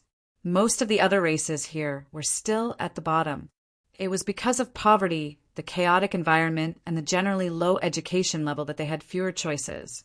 If the social status, population, and education of black people were switched with white people might not necessarily be good people. If the social status, population, and education of black people were to be swapped with that of white people might not necessarily be good people. Mingo Avenue was also the area with the most gangs and the most active illegal activities in the entire Los Angeles. All the gangsters here were mainly black. Even the wild boar King Morgary, known as the Underground King of Los Angeles, could not extend his tentacles into this area. This was because this place repelled foreign powers, or it could be said that it repelled the powers of other skin colors. This was not the rejection of a single gang, but the rejection of hundreds of thousands of black people. No matter how powerful Morgary was, it was impossible for him to fight against hundreds of thousands of black people. It was like if a foreigner went to China and found a place to say that he wanted to be the boss here, he would either get rolled eyes or handcuffs. Of course, the gang's influence on Minge Avenue was only limited to Minge Avenue. They were fighting here, fighting for territory, and the people they harmed were also the residents of Mingo Avenue. It was like an ecological chain. The residents here rejected foreign forces, including foreign investments. Then they formed local gangs. The local gangs poisoned the local residents. The local residents did not have enough jobs and education, so they could only become members of the local gangs. This was a vicious cycle, but it was also a cycle with no solution. Dolores was the leader of a local gang. Tiger also walked out of a neighborhood on Mingo Avenue. There were very few gangsters like him who could walk out of the slums and become successful in their careers. But as a former member of this place, Tiger would never be able to escape his background. Therefore, when he contacted the local gangs, it was only natural for him to do so. After Tiger's car entered Mingo Avenue, he did not need to worry about the paparazzi following him. No entertainment reporters dared to follow him into Mingo Avenue. Even war reporters who changed careers to paparazzi did not dare to enter this area. There was once a paparazzi who followed a star who walked out of this area. The next day, the paparazzi died on the street. This was definitely not a rumor. It had really happened. Tiger found Dolores's bar with ease. After he got out, he handed the car to a gangster wandering outside. At the same time, he gave him $200 bills. "Before I come out, this car is yours. Don't break it." The gangster was overjoyed. He wanted to pounce on Tiger and kiss him. Of course, even though he had been a car thief before, he did not dare to steal Tiger's car directly. He knew the rules here. If he dared to do that, he would definitely have his entire family killed the next day. Tiger walked through the dim corridor. Loud black music kept coming from ahead. Then the light in front of them suddenly became bright and dark, and the music became noisy and noisy. Tiger pulled a bald guy over. "Where's your boss?" "In the private room above," the bald guy answered. Tiger stuffed another bill into the bald man's hand. He went up the stairs to the private room and pushed the door open. Under the dim light of the private room, a black man and 3 women were doing something indescribable. Dolores looked up at Tiger at the door. He was not angry or panicked. Instead, he waved. "My friend, you came at the right time." Tiger sat beside Dolores. Just then, a woman knelt before him. Dolores pushed a glass of wine to Tiger. "Here, have a drink." Tiger raised the glass and drank. Under the stimulation of the alcohol, he felt even happier. Phew! Tiger and Dolores began toasting each other. Both of them were enjoying the pleasure of the wine and the women. After 3 rounds, Dolores got to the main topic. "Tiger, did you run into some trouble recently?" Tiger did not answer Dolores's question. He continued drinking. Dolores patted the woman's cheek. "Baby, you guys go out first. I'll talk to Tiger." The women in the room obediently left. Before they left, they even blew Tiger a kiss. "Tiger, don't worry. Nothing you say here will be heard outside." Tiger's eyes flashed. After a brief hesitation, he finally said, Dolores, I need your help. A smile appeared on Dolores's face. A big fish had taken the bait. Chapter 2460. We're brothers. Just tell me if you need anything. Tiger gulped down another mouthful of alcohol. He'd drunk quite a bit, but his mind was still clear. Dolores's power wasn't small, but compared to Qin Zhao's, it was still not enough. Tiger didn't want to face Qin Zhao's anger directly, so he decided to change his target. Dolores, you know the recent news, right? It's about me. Of course. Dolores patted Tiger. What? Is Syndicate still looking for trouble with you? I'll go kill him. It's not that simple. Tiger shook his head. As long as he's dead, there won't be any trouble. It's not that simple. Syndicate has a big shot protecting him. Then I'll kill him too, Dolores said nonchalantly. I'll just send a few more people. Tiger was shocked. Please don't. Let Dolores send people to kill Qin Zhao? If it was that simple, he wouldn't have to worry. Box boss Madeko Pavich had gone to deal with Qin Zhao's family, but there was still no result. What good would Dolores get if he went? Why? Do you think I can't beat that big shot? Dolores, you don't have to offend him. Whether you can beat him or not, it'll be a big problem. Dolores thought about it. Indeed, Tiger's enemy definitely wasn't a gang on Mingo Avenue. His power would be greatly weakened after leaving Mingo Avenue, so he wouldn't be so unrestrained. If he offended a gang leader outside, it would indeed bring him a lot of trouble. He might not be afraid, but just as Tiger said, if it turned into a gang war, it would attract the government's attention. That would be really big trouble. Then what do you think we should do? Think of a way to kidnap Syndicate's daughter and use her to threaten him so that he'll give up on fighting me. There won't be a large-scale battle, Tiger said. Dolores thought for a while and nodded. Okay, when we do it, don't be too flashy. It'll be troublesome if the media notices, Tiger said. He wasn't afraid of the media's attention. He was afraid of Qin Zhao's attention. Qin Zhao used Syndicate to show him his attitude. To Qin Zhao, Xian Zhao was a chess piece. Tiger's ultimate goal was to make Syndicate give up on revenge. As long as Syndicate was willing to give up on this idea, Qin Zhao would have no more pawns to use. But Qin Zhao didn't seem to want to do it himself. As long as he didn't make a move himself, he still had a chance. But if Qin Zhao found out that he had sent people to kidnap Syndicate's daughter, in that case, Qin Zhao might change his mind. Tiger's plan was to do as little as possible to make Qin Zhao give up on his original plan. If he apologized on his own, Qin Zhao might let bygones be bygones. Tiger clearly didn't know Qin Zhao's personality well enough to have such an idea. Mr. Hampson, is there any progress? Madeko Pavich dialed Hampson's number.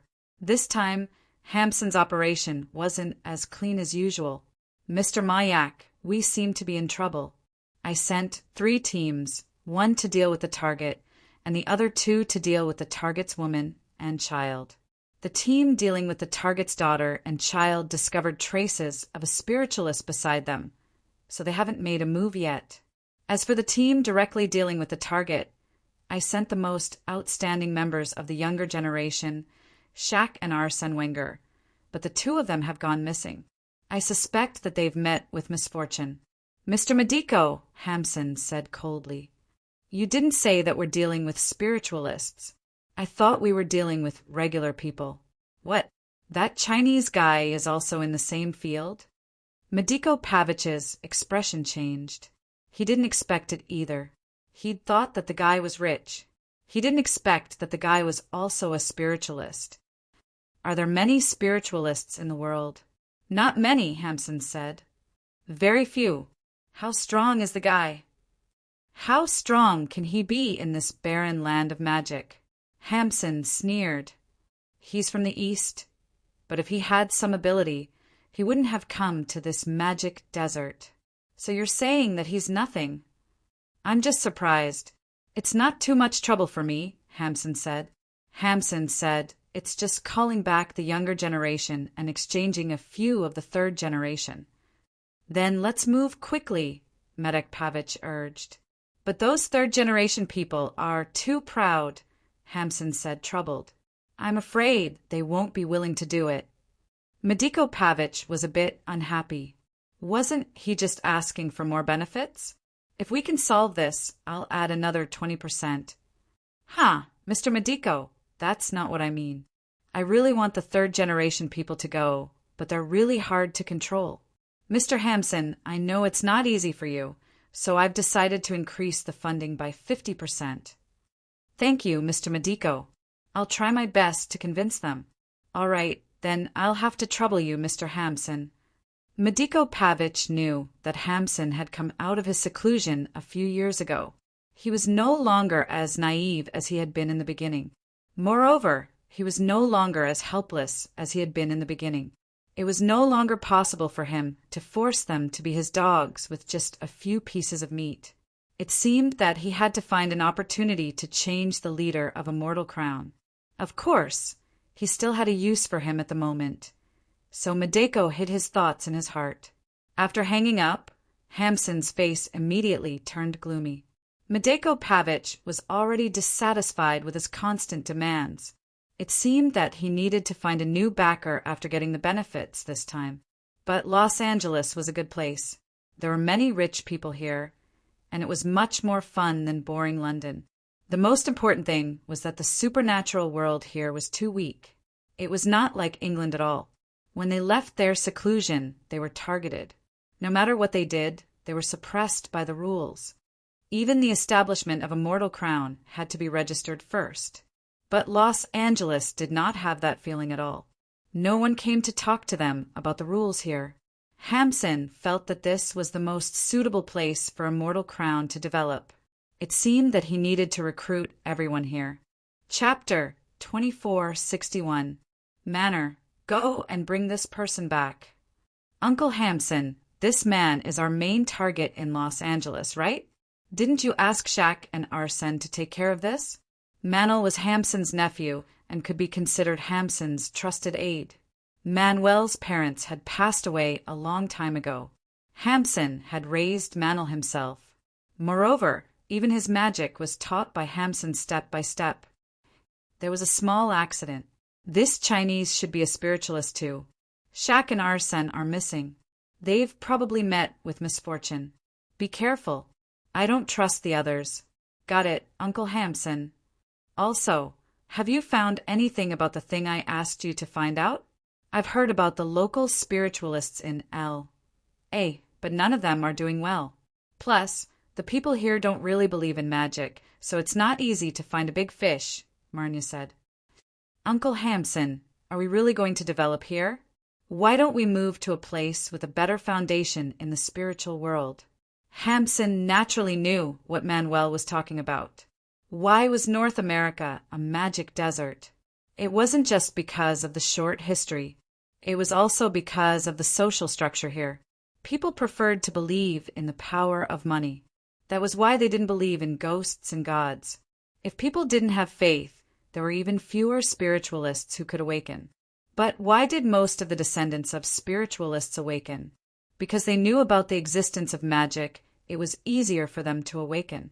They even had their own ways and experiences. Coupled with the fact that they didn't believe it, it would be extremely difficult for any organization from the other world to take root here. Hamson sighed. Do you think I don't want to? But most of the places in the spirit world that you mentioned have been occupied by other forces, and they've been developing for decades or even centuries. What right do you think we have to go there and fight for territory with them? Only in North America, where most of the other regions are still uninhabited, can we take root and sprout in such an environment. The crown of immortality was founded in London, but London's spiritual world was already saturated. Regardless of whether it was a group or an individual spiritualist, there were countless of them. Although the crown of immortality was registered in London, it couldn't find any room for development in London. Occasionally, they would discover one or two newly awakened geniuses. Just as they were about to rope them in, they discovered that those awakened ones had already contacted other groups. If they continued waiting, the immortal crown would be like a newborn baby that would be strangled in the cradle before it could fully develop. That was why Hamsun wanted to find an ideal place to develop again. However, there was no such thing as an ideal place in this world. In this era, the spiritual world was actually a beneficiary of modern civilization. This was because, in the past, there might have been a large area with no magic. Perhaps this place would never have a spiritualist set foot here. But in this era, as long as there were people, there would be spiritualists. There was a large flow of people in every region, and the mobility of spiritualists had also increased. It was no longer difficult to find another area with no magic. It was completely impossible. That was why Hamsun decided to develop in North America. Naturally, North America had to choose a city with the best economic conditions. In North America, Los Angeles, New York, and Washington were all very good places. At the very least, in terms of the level of development of the local area, even spiritualists would flock to these few internationally renowned metropolises. However, Washington was the political center of America. Coupled with the cautious attitude of the American authorities, it was difficult to allow an uncontrolled supernatural group to take root in Washington. There were also 2 or 3 large-scale supernatural groups in New York. If the crown of immortality went there, not to mention taking root, it would probably be expelled from New York. On the contrary, Los Angeles was unexpectedly suitable for Hamsun. Although the atmosphere here was a little bad, at least it gave him hope of developing and growing. If they relied on the marriage between spiritualists, the number of awakened descendants definitely wouldn't be enough. For example, when the previous generation lived in seclusion, there were hundreds of people. By the time the 5th generation came out, there were less than 100 people left. Therefore, people outside the group had to awaken and join to maintain the number of people in a supernatural group. Uncle Hamsun, we have 3 choices if we want to stay here and develop. Tell me about it. The first choice is to join the government, Manel said. Hamsun frowned. He didn't like to be in contact with the government. When they were in London, people from the government had taken the initiative to contact them, trying to make them part of the government. At that time, Hamsun had already considered it, but the people of the government gave them all kinds of intolerable conditions. That was the main reason why Hamsun planned to move. What else? A gang. We control a gang as a source of funding for the crown of immortality. It's risky, but as long as we hide it well, there's still room for maneuver. Hamsun wasn't very satisfied. Is there any other way? Find a businessman and become his helper, Manel said. But in order to provide us with sufficient funds and opportunities for development, we need a big businessman, Marnia said. Although the crown of immortality had chosen fewer than 100 people, their expenses were actually not small. Plus, their plan was to stay in Los Angeles, which would cost at least tens of millions of dollars. To be under the command of a big businessman, they had to create enough value. It was easy to find 1 or 2 big businessmen who needed magic power, but difficult to find someone who needed it long term.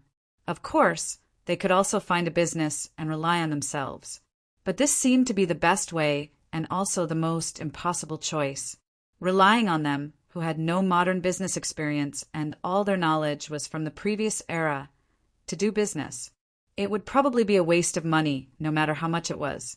But before that, we need to get enough money from Madeko Pavic, Hamsun said. He doesn't need us much anymore, so this request for help might be the last time we work together. Plus, he has some dirt on us, and we also have a lot of dirt on him. If we choose to stay in Los Angeles and cut ties with him, I'm afraid it'll be hard for us to coexist peacefully. So, instead of waiting for us to turn against him in the future, it's better to make him lose the chance to make a move as soon as possible. Chapter 2462. After a busy day, Chen Zhao drove on the rural road. Because the road was empty, Chen Zhao was faster. Just then he saw the front of his car start to deform. It was as if he had crashed into an invisible wall. Boom! The car was traveling at a speed of more than 100 kilometers per hour. The moment he crashed, the car was smashed into pieces. Chen Zhao could feel it the moment he crashed into it. However, he didn't get out of the car. He even used his ability to make the crash even more intense. At the same time, Chen Zhao ignited his damaged car. Instantly, a violent explosion engulfed Chen Zhao. Just then, a person walked out from the road. It was Manuel. "Uncle Hamson, it's done." "Huh, that fast?" Hamson was surprised.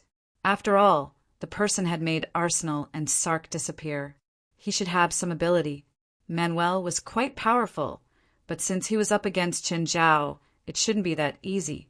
Chen Zhao had only been out for less than 3 hours. Excluding the time spent on the road, there wasn't much time left. Just then, Hamson suddenly heard a second person's voice on the phone. "Done? Who did you kill? Ah, how come you're not dead?" Beep, beep, then there was only a dead tone. Hamson's expression instantly turned ugly. Manuel screamed. His hand and phone were both crushed by Chen Zhao's hand. "Let me guess. You were also sent by Madeko Pavich? Also, I heard you call Hamson uncle. Arsenal and Shaq also mentioned that Hamson is your leader. What rank are you in your immortal crown?" Chen Zhao wasn't asking at all. He was talking to himself. He squeezed Manuel's palm with one hand. Manuel's left palm had been completely deformed. Magnell endured the pain and took out his wand with his other hand. Black Death Magic Ray. A black bolt of lightning shot out from the staff. However, when it was less than 10 centimeters from Chen Zhao, it flashed strangely like an electric welder. It couldn't get any closer. Chen Zhao didn't care at all. He continued talking to himself. "What level is your strength in your immortal crown? Strong or weak? Dragon's breath." The magic staff shot out terrifying flames again, but this time it couldn't even go 20 centimeters in front of Chen Zhao. The evil dragon's breath didn't even manage to travel half the distance before it disappeared without a trace. "Where is your base camp? Where is it in England? London? Despair soul, how does the crown of immortality rank in London? Heel of great evil, eternal slumber eye light." Marshall was in despair. All of his spells were useless against him. What was wrong with this guy? No, he couldn't let this continue. Manuel was sweating profusely at the moment. It was hard to tell whether it was from fear or pain. Manuel gritted his teeth and tapped his wand on the ground. "Evil god of hell, come out." Marshall's spell required a large amount of magic and continuous chanting. Fortunately, Chen Zhao had no intention of interrupting him. The more mana was consumed, the weaker he became. However, the magic array on the ground had already taken shape. A terrifyingly large arm pierced through the magic array. The arm slapped the ground beside Chen Zhao and used it as a foothold to prop up half of its body. "Evil god of hell." Chen Zhao turned his head and looked at the evil god before him. The half-exposed giant didn't have the aura of hell on him. He wasn't a demon either. He definitely didn't come from hell. By now, Manuel was exhausted from overexertion. He was almost paralyzed on the ground. "You're not wearing any clothes when you go out. Go back."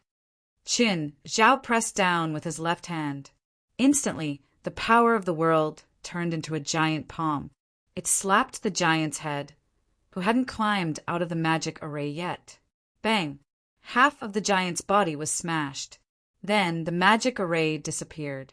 The minced meat on the ground also turned into specks of starlight and dissipated. Manuel's mouth gaped in shock. He couldn't say anything for a long time. Instantly, all of Manuel's hair stood on end. Creepy. Who exactly was this guy? He'd summoned the evil god of hell, but he couldn't even block one attack from this guy. Chen Zhao pursed his lips. This evil god of hell wasn't just famous. Even his strength didn't match his huge body. Other than being terrifyingly huge, he didn't have any other abilities. Chen Zhao had only planned to shove him back into the magic array with one palm, but the palm had smashed him into pieces. If this guy came from hell and had strength that matched his size, he should be able to protect himself. Plus, Chen Zhao didn't even use his own strength in that palm. He'd only used a portion of the power of the world. With such weak strength, he'd been killed in one move. But thinking about Manuel's strength, it didn't seem like he could summon a creature that was too powerful.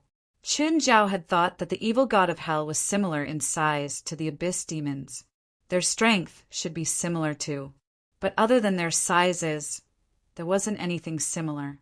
Chen Zhao had thought that since Manuel could summon a powerful creature, the members of the association probably couldn't deal with his Uncle Hamson. But now he realized that Manuel wasn't as strong as he'd imagined. West, come here. I caught another person who attacked me. He's also with that group. West heard Chen Zhao's words. He was speechless now. Chen Zhao was already speechless. At least his courage was worth praising. But couldn't the attacker be more powerful? Arsenal and Shaq's strength was simply an insult to others. Any random person from the headquarters could beat them up, let alone Chen Zhao. Including Aduz. Don't think that Aduz was weak as a guard. With Aduz's enchanted equipment, there was basically no monster in the Los Angeles area that he could not deal with. Of course, this was because the ignorant were fearless. Chen Zhao was probably the only one who knew how strong he was. Chen Zhao wasn't famous, so it was understandable that he'd come here to cause trouble. West felt that the person who came to pick a fight was a little weak. When West brought people over, he was shocked to see that Chen Zhao's car had been destroyed. Could it be that the people this time were very strong? He could actually destroy Chen Zhao's car? Looking at Manuel, who was in Chen Zhao's hand, West's expression turned serious. Chapter 2463. Mr. Manuel, you too! Shaq and Arsene Wenger were locked in two separate cells in the dungeon. When they saw Manuel being dragged down like a dead dog and thrown into the opposite cell, they couldn't help but be shocked. Manuel had just received a baptism of love from all the members of the supernatural organization. Everyone looked at him like he was a rare animal in the zoo. After a while, they left. Not long after, another one came. Of course, this was only mental torture. The real terror came from the physical torture. The members of the supernatural organization all copied Chen Zhao's actions. Either they didn't attack, or they were extremely ruthless. When the police were interrogating someone, they might have to worry about leaving traces on the suspect. But they didn't have to worry at all. They were ruthless, even if Manuel cried and begged to tell them the information. But his torturers were just torturing him for fun. As for the information, it didn't matter if they had it or not. Before Sark and Arsenal were sent here, they'd also enjoyed the full service of the supernatural organization. So they knew what kind of inhumane treatment Manuel had suffered. However, they couldn't do anything apart from looking at Marnia. Manuel lay on the ground for almost an hour. Only then did he slowly turn his head and look at Shaq and Arsenal, who were locked up opposite him. Mr. Manuel, how are you now? The two of you actually didn't die. Mana was somewhat resentful towards Shaq and Arsenal, because they'd told him all the information. This caused West and the others to torture him purely for the sake of torturing him. He'd suffered a lot of torture for no reason. Couldn't they leave some information for him to tell them? Arsenal and Sark were both embarrassed. They thought that their information had caused Manuel to be captured. Mr. Manuel, Manuel suddenly jumped up. Oh no! What's wrong? Uncle Hamson didn't just arrange for me. He also arranged for Dempus and Quince to do it. Evening, Angel Coast by now. Most of the tourists on the coastline had left. Only a few figures seemed to be packing up and preparing to leave. Alan had been sitting on a bench by the road. He held a drink in his hand and stared at the Coastal Rescue Team, HQ, silently. At this moment, Alan suddenly felt someone appear beside him. Mr. Dempus, why are you here? Alan turned around and saw that it was actually his elder. Mr. Hampson saw that you didn't make a move after following him for a few days, so he asked me to come over and help you. Dempus coldly said, "Where is the target now?"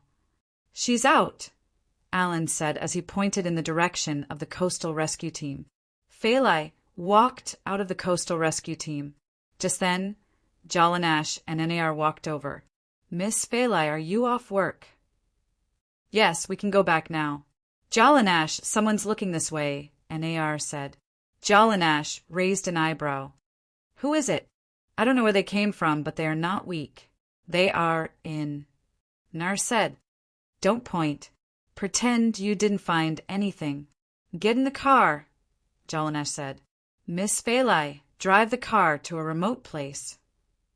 "Jalan, you've grown a lot braver." Nar chuckled as he patted Jalanash's shoulder.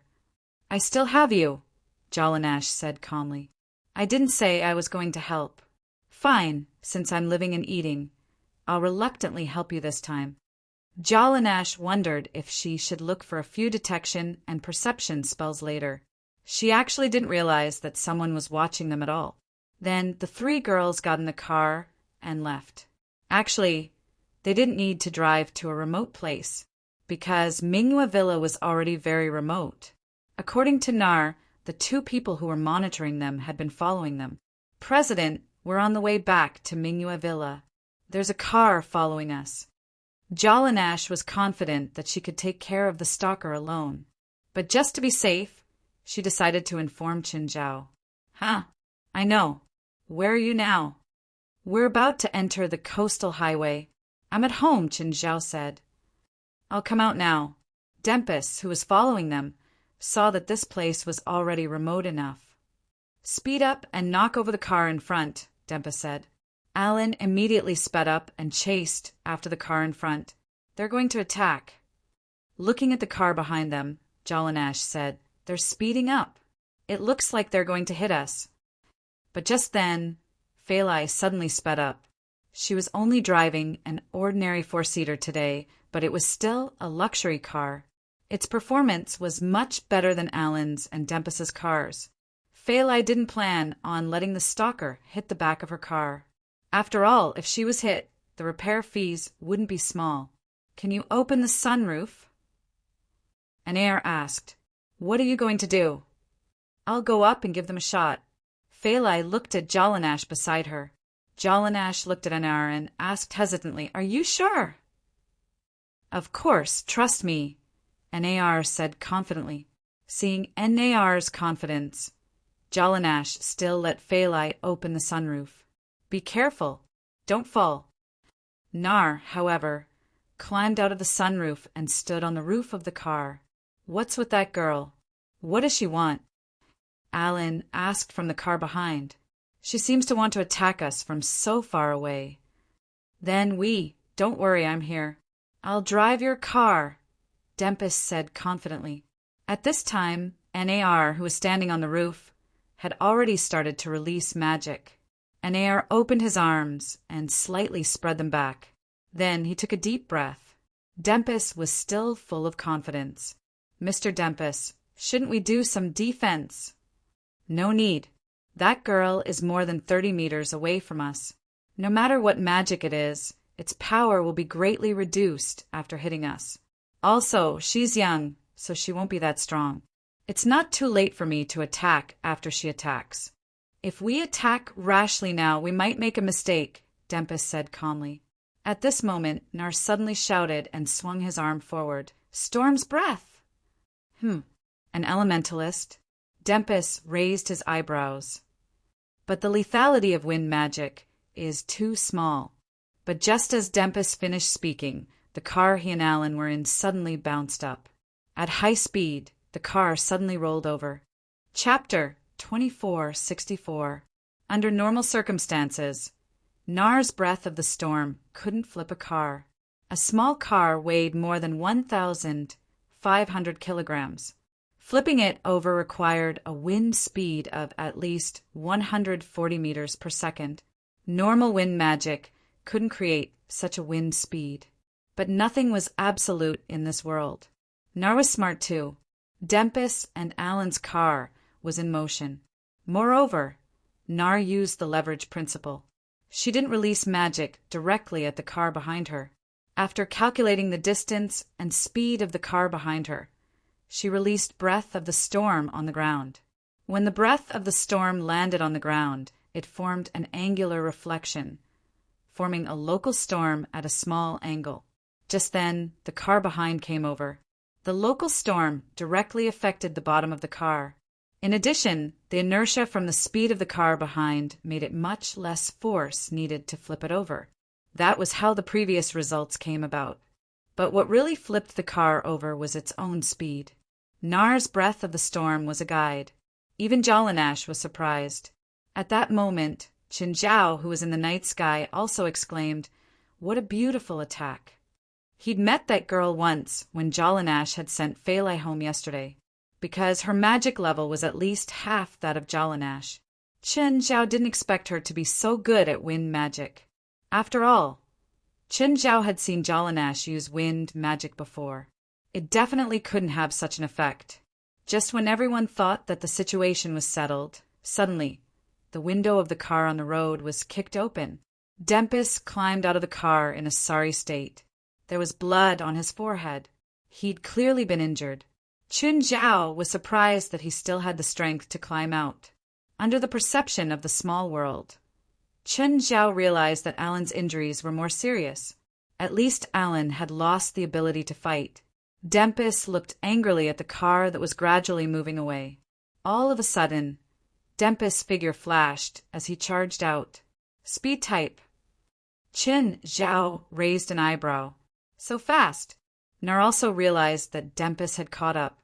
Dempus was an extremely powerful strengthening type and speed type spiritualist. But Qin Zhao realized that Dempus magic was different from Angelite's.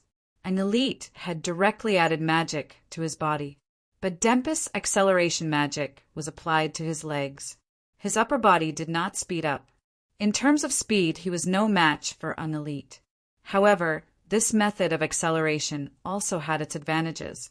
Dempus could use other methods of attack while running.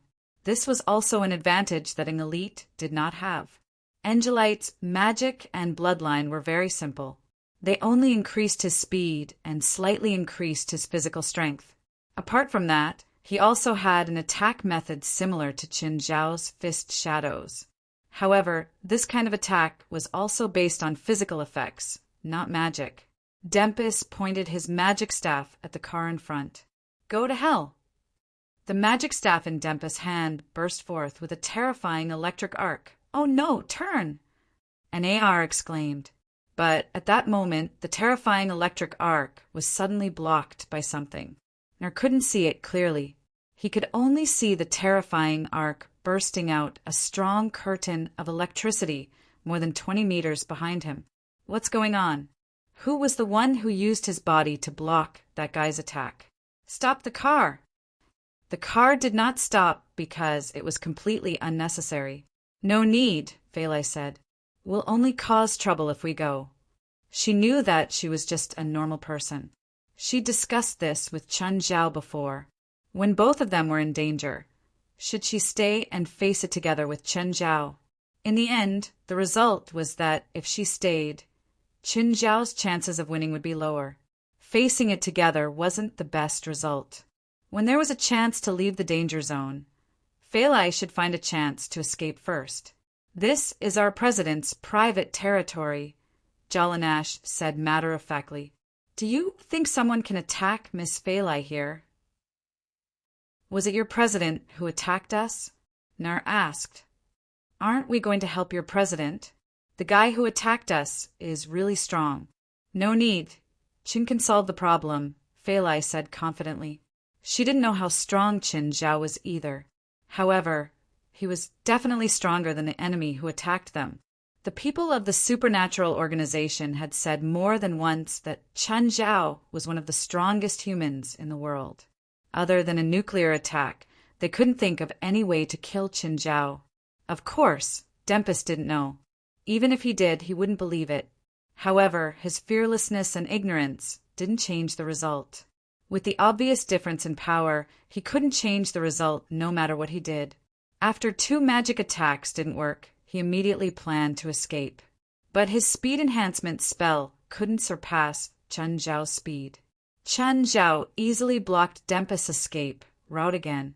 When Fei Lai drove the car into the underground garage, Chen Zhao was already in the living room. The three girls came to the living room and saw Chen Zhao sitting with his legs crossed. "President, is it done? Chen, where is he? Did you kill him?" "No, I sent him back to the headquarters." "Is your HQ nearby? You're so fast?" Nar looked at Chen Zhao in surprise. She'd only met Chen Zhao once. Yesterday, after sending Fei Lai back with Jalanash, they had dinner here. However, Chen Zhao was like a sloppy man at home. He didn't have the dignity of a superior or the pride of a strong person. She thought that she was strong. However, the power that Dempus had displayed just now was hard for her to handle. She didn't expect Chen Zhao to finish the battle in less than 10 minutes. He'd also returned home first. "Are you a speed enhancer?" "Sort of," Chen Zhao said. "Speed is one of my strengths. You're not a pure speed type?" "No, my magic system is more complicated." Chen Zhao stood up. "Let's eat dinner together." Nar realized that Chen Zhao's dinner was even more sumptuous than last night. "There's so much food. Can we finish it with just the few of us? I just fought. I need to replenish my energy." Fei Lai rolled her eyes at Chen Zhao. Chen Zhao ate so much every day. Just then, Helis brought the kids out of the elevator. Helis clapped her hands. "Go wash your hands and eat." "Yes, Sister Helis." Helis sat beside Jalanash. She didn't treat herself as an outsider here. "Did you wash your hands?" Chen Zhao glanced at Helis. Chapter 2465. Helis raised her palms. The aura of death flowed through her palms. "President, do you need me to explain the principle of my purification?" "Forget it." Chen Zhao did not want to hear how the aura of death killed the microorganisms in her palms. Perhaps the microorganisms could not even survive on her palms. The children quickly hopped to their seats. All of them were excitedly talking about the interesting things they had encountered in school today. "Helis, were you attacked?" Fei Lai asked, concerned. "No, Miss Fei Lai. Were you attacked?" Helis could not help but ask, raising an eyebrow. The children immediately stopped talking and looked at Fei Lai. "Auntie Fei Lai, were you attacked?" "What a pity. Why didn't we?" "I prepared a few spells to teach the people who attacked us a lesson." "Why didn't they attack us?"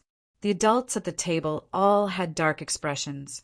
Apart from Helis, no one else thought that being attacked was a good thing. As for Helis, she had originally thought that this was the mission that Chen Zhao had given her to look after the children. But now, she felt that she had to become a protector. And because she didn't encounter any attacks today, it made her very unhappy, very unhappy. "Stanley, you didn't attack, right?" "Mr. Hampson, didn't you say to wait for Mr. Truman to come before working with him?" "Mr. Truman didn't come."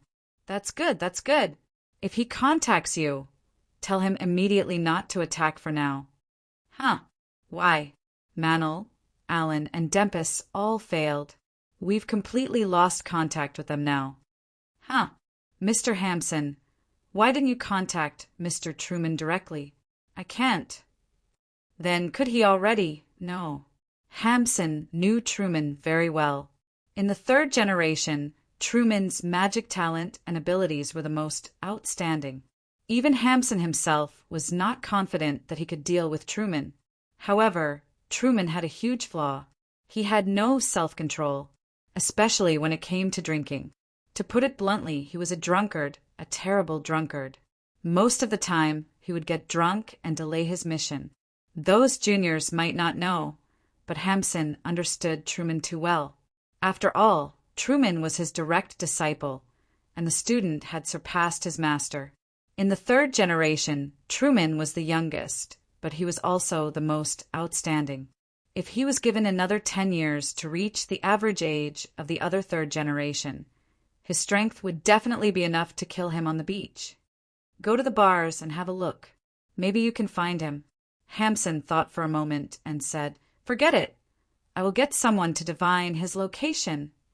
The current situation was somewhat out of his expectations. First, it was Manuel, and now something had happened to his nephew. Then something happened to Alan and Dempus. One could imagine that their goal this time was not as simple as they had initially thought. Dempus and Manel's strength was at the top of the third generation, or even the entire immortal crown. But now they had lost contact with both of them. This caused Hamson to suddenly feel an unprecedented pressure. After all, this was not their home ground. He realized that the intelligence he had gathered earlier on was completely useless. All the spiritualists they had found and contacted had not told them that there was a local group that was not weak. In Hamson's opinion, this was not only not weak, but also very strong. Of course, Hamson did not know that most of the spiritualists active and making a living in the Los Angeles area maintained a certain relationship with the supernatural organization. When a foreign spiritualist or an organization came here, they would tell the other party most of the true information, but they would tacitly keep some information. The supernatural organization maintained a good relationship with the local spiritualists. Of course, those who were not on good terms were basically driven away. And for some local supernatural incidents, as long as it was a problem that could be solved by an individual, the supernatural organization would not interfere. At the very least, they had to leave some jobs for the individual spiritualists to support their families. This was also a manifestation of the prosperity of the area's supernatural world. If all the supernatural incidents were monopolized by one or two large groups, then the area's supernatural world would lose its vitality, and the supernatural organization would not only leave the individual spiritualists with the opportunity to complete missions, but also cooperate with them. And Hamson's helplessness also stemmed from their own immaturity. The crown of immortality had only been established for a short time. They spent most of their time in London. Therefore, they did not understand that when going to an unfamiliar area or city for information, most of the time they had to go to the local supernatural organization instead of individuals. West, the guys who were caught, didn't they say where they were hiding? Helly's dialed West's number and asked. They did. Do you want to go alone? Yes. Actually, the president already knows, West said. He's just monitoring them now, but he hasn't done anything yet. He has his own plan. Hearing West's words, Helis was a little disappointed. She couldn't ruin his plan. She had indeed wanted to go and destroy the crown of immortality's hiding place alone. But she was still unhappy. Why was she not attacked? Was it because she was too strong? But she had not shown her strength. Plus, she hid her aura much better than Jolinash. Jolinash and Nash had been attacked, but why was she not? Was it because the other party thought that she could be easily dealt with? That was why she had purposely hidden in the dark and watched, only acting when needed. Help me tell the president that I want to be the main force when we attack the English. Okay, I'll tell him. West did not mind. Based on the information from the captives, he knew that the crown of immortality's people in Los Angeles were not weak. After all, they were an organization from Europe. However, they were at the bottom in Europe, while the supernatural organization was the strongest supernatural organization in North America. This was almost equivalent to a third-tier European football club going up against a first-tier Chinese football club. Of course, some of the people in the supernatural organization had already reached the level of a top spiritualist. In soccer, it was impossible for one person to fight against an entire team, but it was possible in the supernatural world. 9 Heavens, Divine Emperor. Chapter 2466. Mr. Chin, I think I still need to rest. I don't think I've fully recovered yet. Syndicate had thought that he'd already recovered when he was hospitalized. However, the moment he stepped out of the hospital, he felt a dull pain in his arms again. Chun Zhao glanced at Syndicate. If you're not ready, I'll transfer your daughter to a regular ward. If your training doesn't meet my expectations, I'll send your daughter home directly. All right. Sinka immediately agreed. His daughter was his weakness. He couldn't disobey Chen Zhao's request at all. Okay, run from here to Mountain Town. Mountain Town? Where? Do I have to run? I'll send you the GPS. Before I leave, can I see my daughter again? Sure. Chen Zhao nodded. Syndicate walked out of the isolation ward and saw a tall and burly woman. Even the woman, who was slightly taller than him, was sitting outside the isolation ward with her eyes closed. Syndicate was stunned. The woman before him gave him a very dangerous feeling. She definitely wasn't a nurse here. A nurse wouldn't give him such a creepy feeling. You're... Gaia opened her eyes and glanced at Syndicate indifferently. I'll be responsible for your daughter's safety for now, Gaia said calmly. I'll also be responsible for part of your training. You? Syndicate sounded doubtful. He wasn't doubting Gaia's professionalism, but he didn't think that Gaia had the ability. There was an undeniable difference in physical fitness between men and women. With the same weight, height, and fat content, men's fitness was obviously higher than women's. A dangerous glint suddenly shot out of Gaia's eyes. Syndicate retreated abruptly. In that instant, he felt like he'd been targeted by an extremely dangerous predator. Goosebumps rose all over his body. His limbs also stiffened severely. I can't move.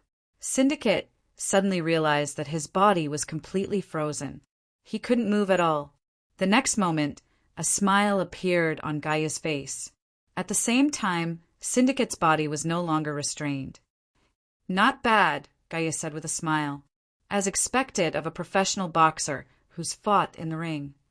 But at this moment, Syndicate felt an indescribable bitterness.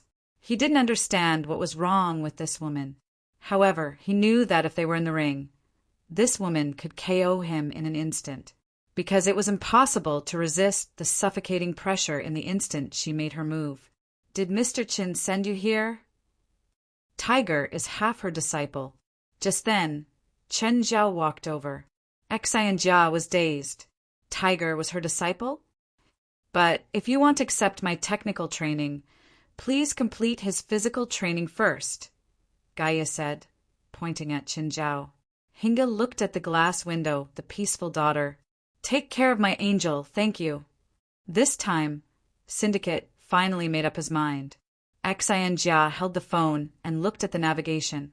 Mr. Qin, 55 kilometers from here to Mountain Town? Or did you send me the wrong location? That's right. But I'm a boxer, a heavyweight boxer. It's impossible for me to run that far. No, you can escape. I really can't run. Think about your daughter, and you'll be able to run. Heavyweight boxers don't train like this. I trained Tiger before. Do you think you're better than him now? Xian Jia really wanted to discuss this with Chen Zhao. However, considering that his daughter still needed to rely on Chen Zhao for recovery after surgery, thus, Xian Jia kept his personal thoughts to himself. Mr. Qin, you want to run too? I'll follow you. Soon. Xian Jia understood why Chen Zhao would follow him. He ran in front while Chen Zhao drove and enjoyed the scenery along the way. Plus, Chen Zhao was eating ice cream. This, on the other hand, was a form of torture for Syndicate. Do you want one? Chen Zhao drove slowly to the side.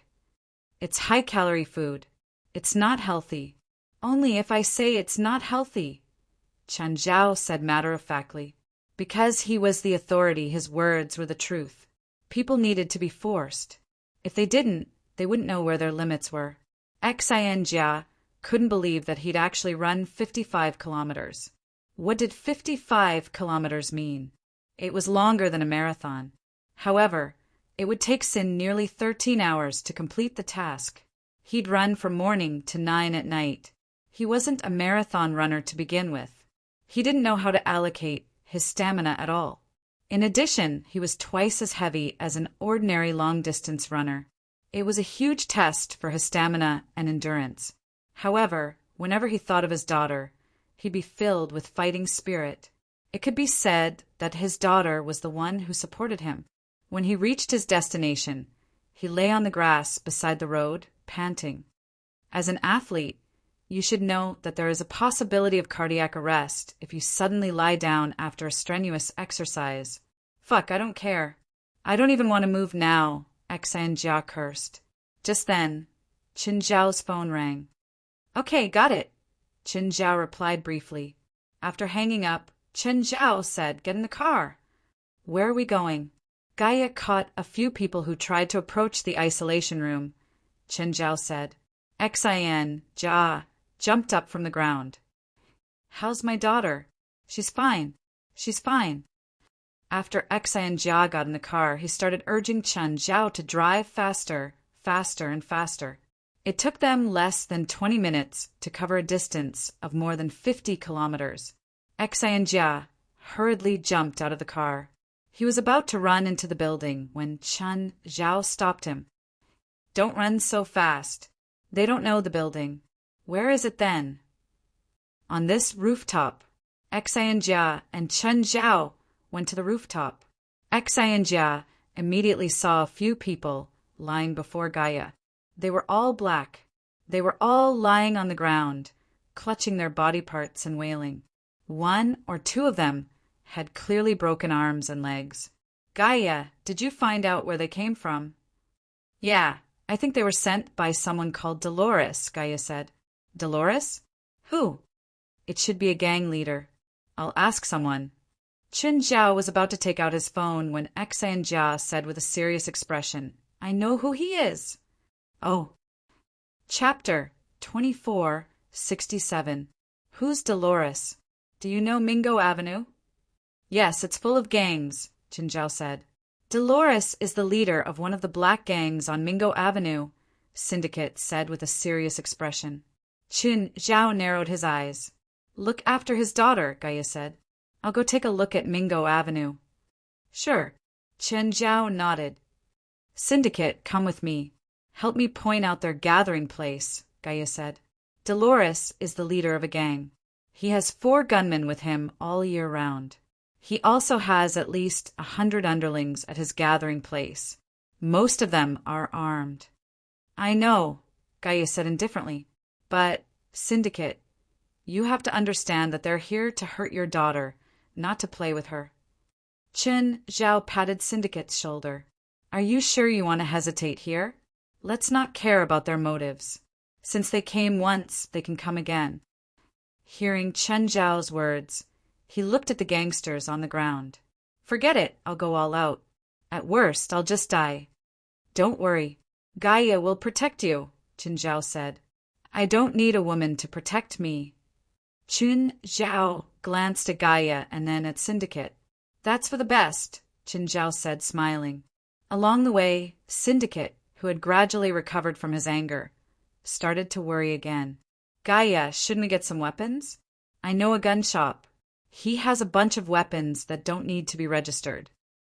Syndicate also came from the slums, so he more or less had some connections with the local gangs. Naturally, he could get in touch with them. No need. Weapons will only get in the way, Gaia said indifferently. Take me to Dolores's headquarters. Syndicate took a deep breath. I know he has a bar nearby, but it's his territory. Most of the people there are his underlings. That's for the best. Syndicate brought Gaia to the entrance of the bar. It's here. Yo, this car is not bad. Before Syndicate and Gaia could get out, 2 gangsters walked over and knocked on the hood of Gaia's car. Gaia did not care about the gangsters standing outside the car door and directly pushed the door open. Pa! The gangster outside was slapped to the ground. Fuck, are you blind? When the other hoodlum saw this, he immediately rushed over. Gaia got out of the car unhurriedly. Looking at the gangster rushing over, he sent him flying with a kick. The hooligan flew 2 meters away and fell to the ground, unable to stand up. He clutched his stomach and rolled on the ground. The first hooligan, who was slammed to the ground by the car door, pulled out his gun and pointed it at Gaia. Bitch, I'm going to fuck you to death. But before he could fire, Gaia grabbed the gangster's hand that was holding the gun. Let go, let go! Crack! The delinquent's palm was deformed, and so was the gun in his hand. Syndicate himself was a heavyweight boxer. However, When they saw Gaia's heavy hand, they couldn't help but suck in a breath of cold air. The two hooligans had been taught a lesson by Gaia and did not dare to stay any longer. "Just you wait, our boss is Dolores." The two thugs scrambled into the bar. Syndicate knew that Gaia was very powerful. However, he did not think that this was a wise way to deal with the situation. Gaia did not care about what Syndicate thought and swaggered into the bar. Syndicate hesitated for a moment, wondering if he should follow. However, after thinking about it, he decided to go in and take a look. After turning a corner, Syndicate regretted his decision, because he saw that the flashing neon lights in the bar had stopped. The dozens of people in the bar were staring at the entrance, as if waiting for them to walk into a trap. "Boss, it's those two. They were the ones who beat me up at the entrance." The two injured hooligans pointed at Gaia and Syndicate. Gaia looked at the crowd. "Is that Dolores here?" Syndicate gulped and pointed at Dolores in the middle of the crowd. "It's that man." Dolores looked at Gaia. He did not recognize him. However, he did recognize Syndicate. "So it's you." Dolores sneered at Syndicate. "I heard you found a backer." "Did you send people to attack my daughter? So what if I did?" Dolores had no intention of covering up his actions. "That's enough." Gaia stepped forward. "All of you go and break their arms and legs." Dolores saw two hooligans walking toward him. He immediately got into a boxing stance. He easily dodged the two attacks and landed a beautiful punch on the hooligan's chin. The hooligan was knocked out by his punch. Then he easily dodged the other hooligan's attack and followed up with an uppercut. The hooligan immediately did a backflip. Syndicate realized that he was in a good state. No, it should be said that he was in a surprisingly good state. Syndicate looked up at Gaia to see if she needed his help. However, he felt as if there was something wrong with his eyes. Behind Gaia lay 7 or 8 hooligans. Bang! One of the hooligans who charged toward Gaia was punched in the stomach by Gaia. Then she let go. The hooligan flew back into the crowd and pressed down on 3 or 4 people, making them unable to stand. Syndicate looked at Gaia's figure in shock. He had only taken care of 2 hooligans. He thought that was already the shortest amount of time possible. Even if Gaia was slightly stronger than him, she shouldn't be this fast, right? In less than 10 seconds, 10 hooligans were already lying on the ground. This was equivalent to her taking down every hooligan in less than 2 seconds. At this moment, Syndicate suddenly saw a hooligan pull out a gun. "Watch out!" Just as Syndicate finished speaking. As if she had eyes on the back of her head, Gaia suddenly dodged to the left. Bang! The moment the bullet missed, Gaia pounced on the hooligan, who fired the gun like a ferocious tiger. The hooligan still wanted to shoot a second time. However, he no longer had the chance. Gaia single-handedly grabbed the hooligan's arm and twisted it. The hooligan's arm had already become a fried dough twist. "Quick, take out your gun and kill this woman." Dolores was panicking. He had never seen such a terrifying woman. However, this woman had only used 30 seconds to break through half of his men. Dolores also held a gun in his hand, but he couldn't aim at Gaia at all. Gaia's body was clearly tall, but her movements were so fast that it was difficult to capture. "Ah, my arm. No. Ah!" Gaia wasn't in a hurry to deal with Dolores. Instead, she dealt with all of his men. Chapter 2468. Syndicate was completely speechless. The first time he saw Gaia, he had been somewhat disdainful, even though Gaia was heavier and taller than him. But he still felt that men had an absolute advantage over women in terms of muscle mass. This was from a physiological point of view. However, Gaia had still used a terrifying pressure to make him feel pressured. But it was just pressure. He still felt that he was stronger than Gaia without it. Now he finally realized what he and Gaia had sensed. The difference was completely unreasonable. The 60 or so hoodlums in the bar were all lying on the ground. Some of them had guns, but they didn't pose any threat to Gaia at all. Syndicate had only knocked down 3 hoodlums. Gaia looked at Dolores. Dolores was no longer arrogant. His entire body was shaking like a sieve. He stared at Gaia in extreme fear. This woman was a monster. Dolores held a pistol in his hand, and he gripped it tightly with both hands. But he didn't even have the courage to pull the trigger. Don't come over. If you come over, I'll shoot. It was the first time Syndicate had seen someone with a gun so afraid of an unarmed person. But he could understand Dolores' fear of Gaia. Even he was afraid of Gaia. No wonder Qin Zhao would let Gaia be his coach. Now, Syndicate couldn't be disrespectful to Gaia anymore.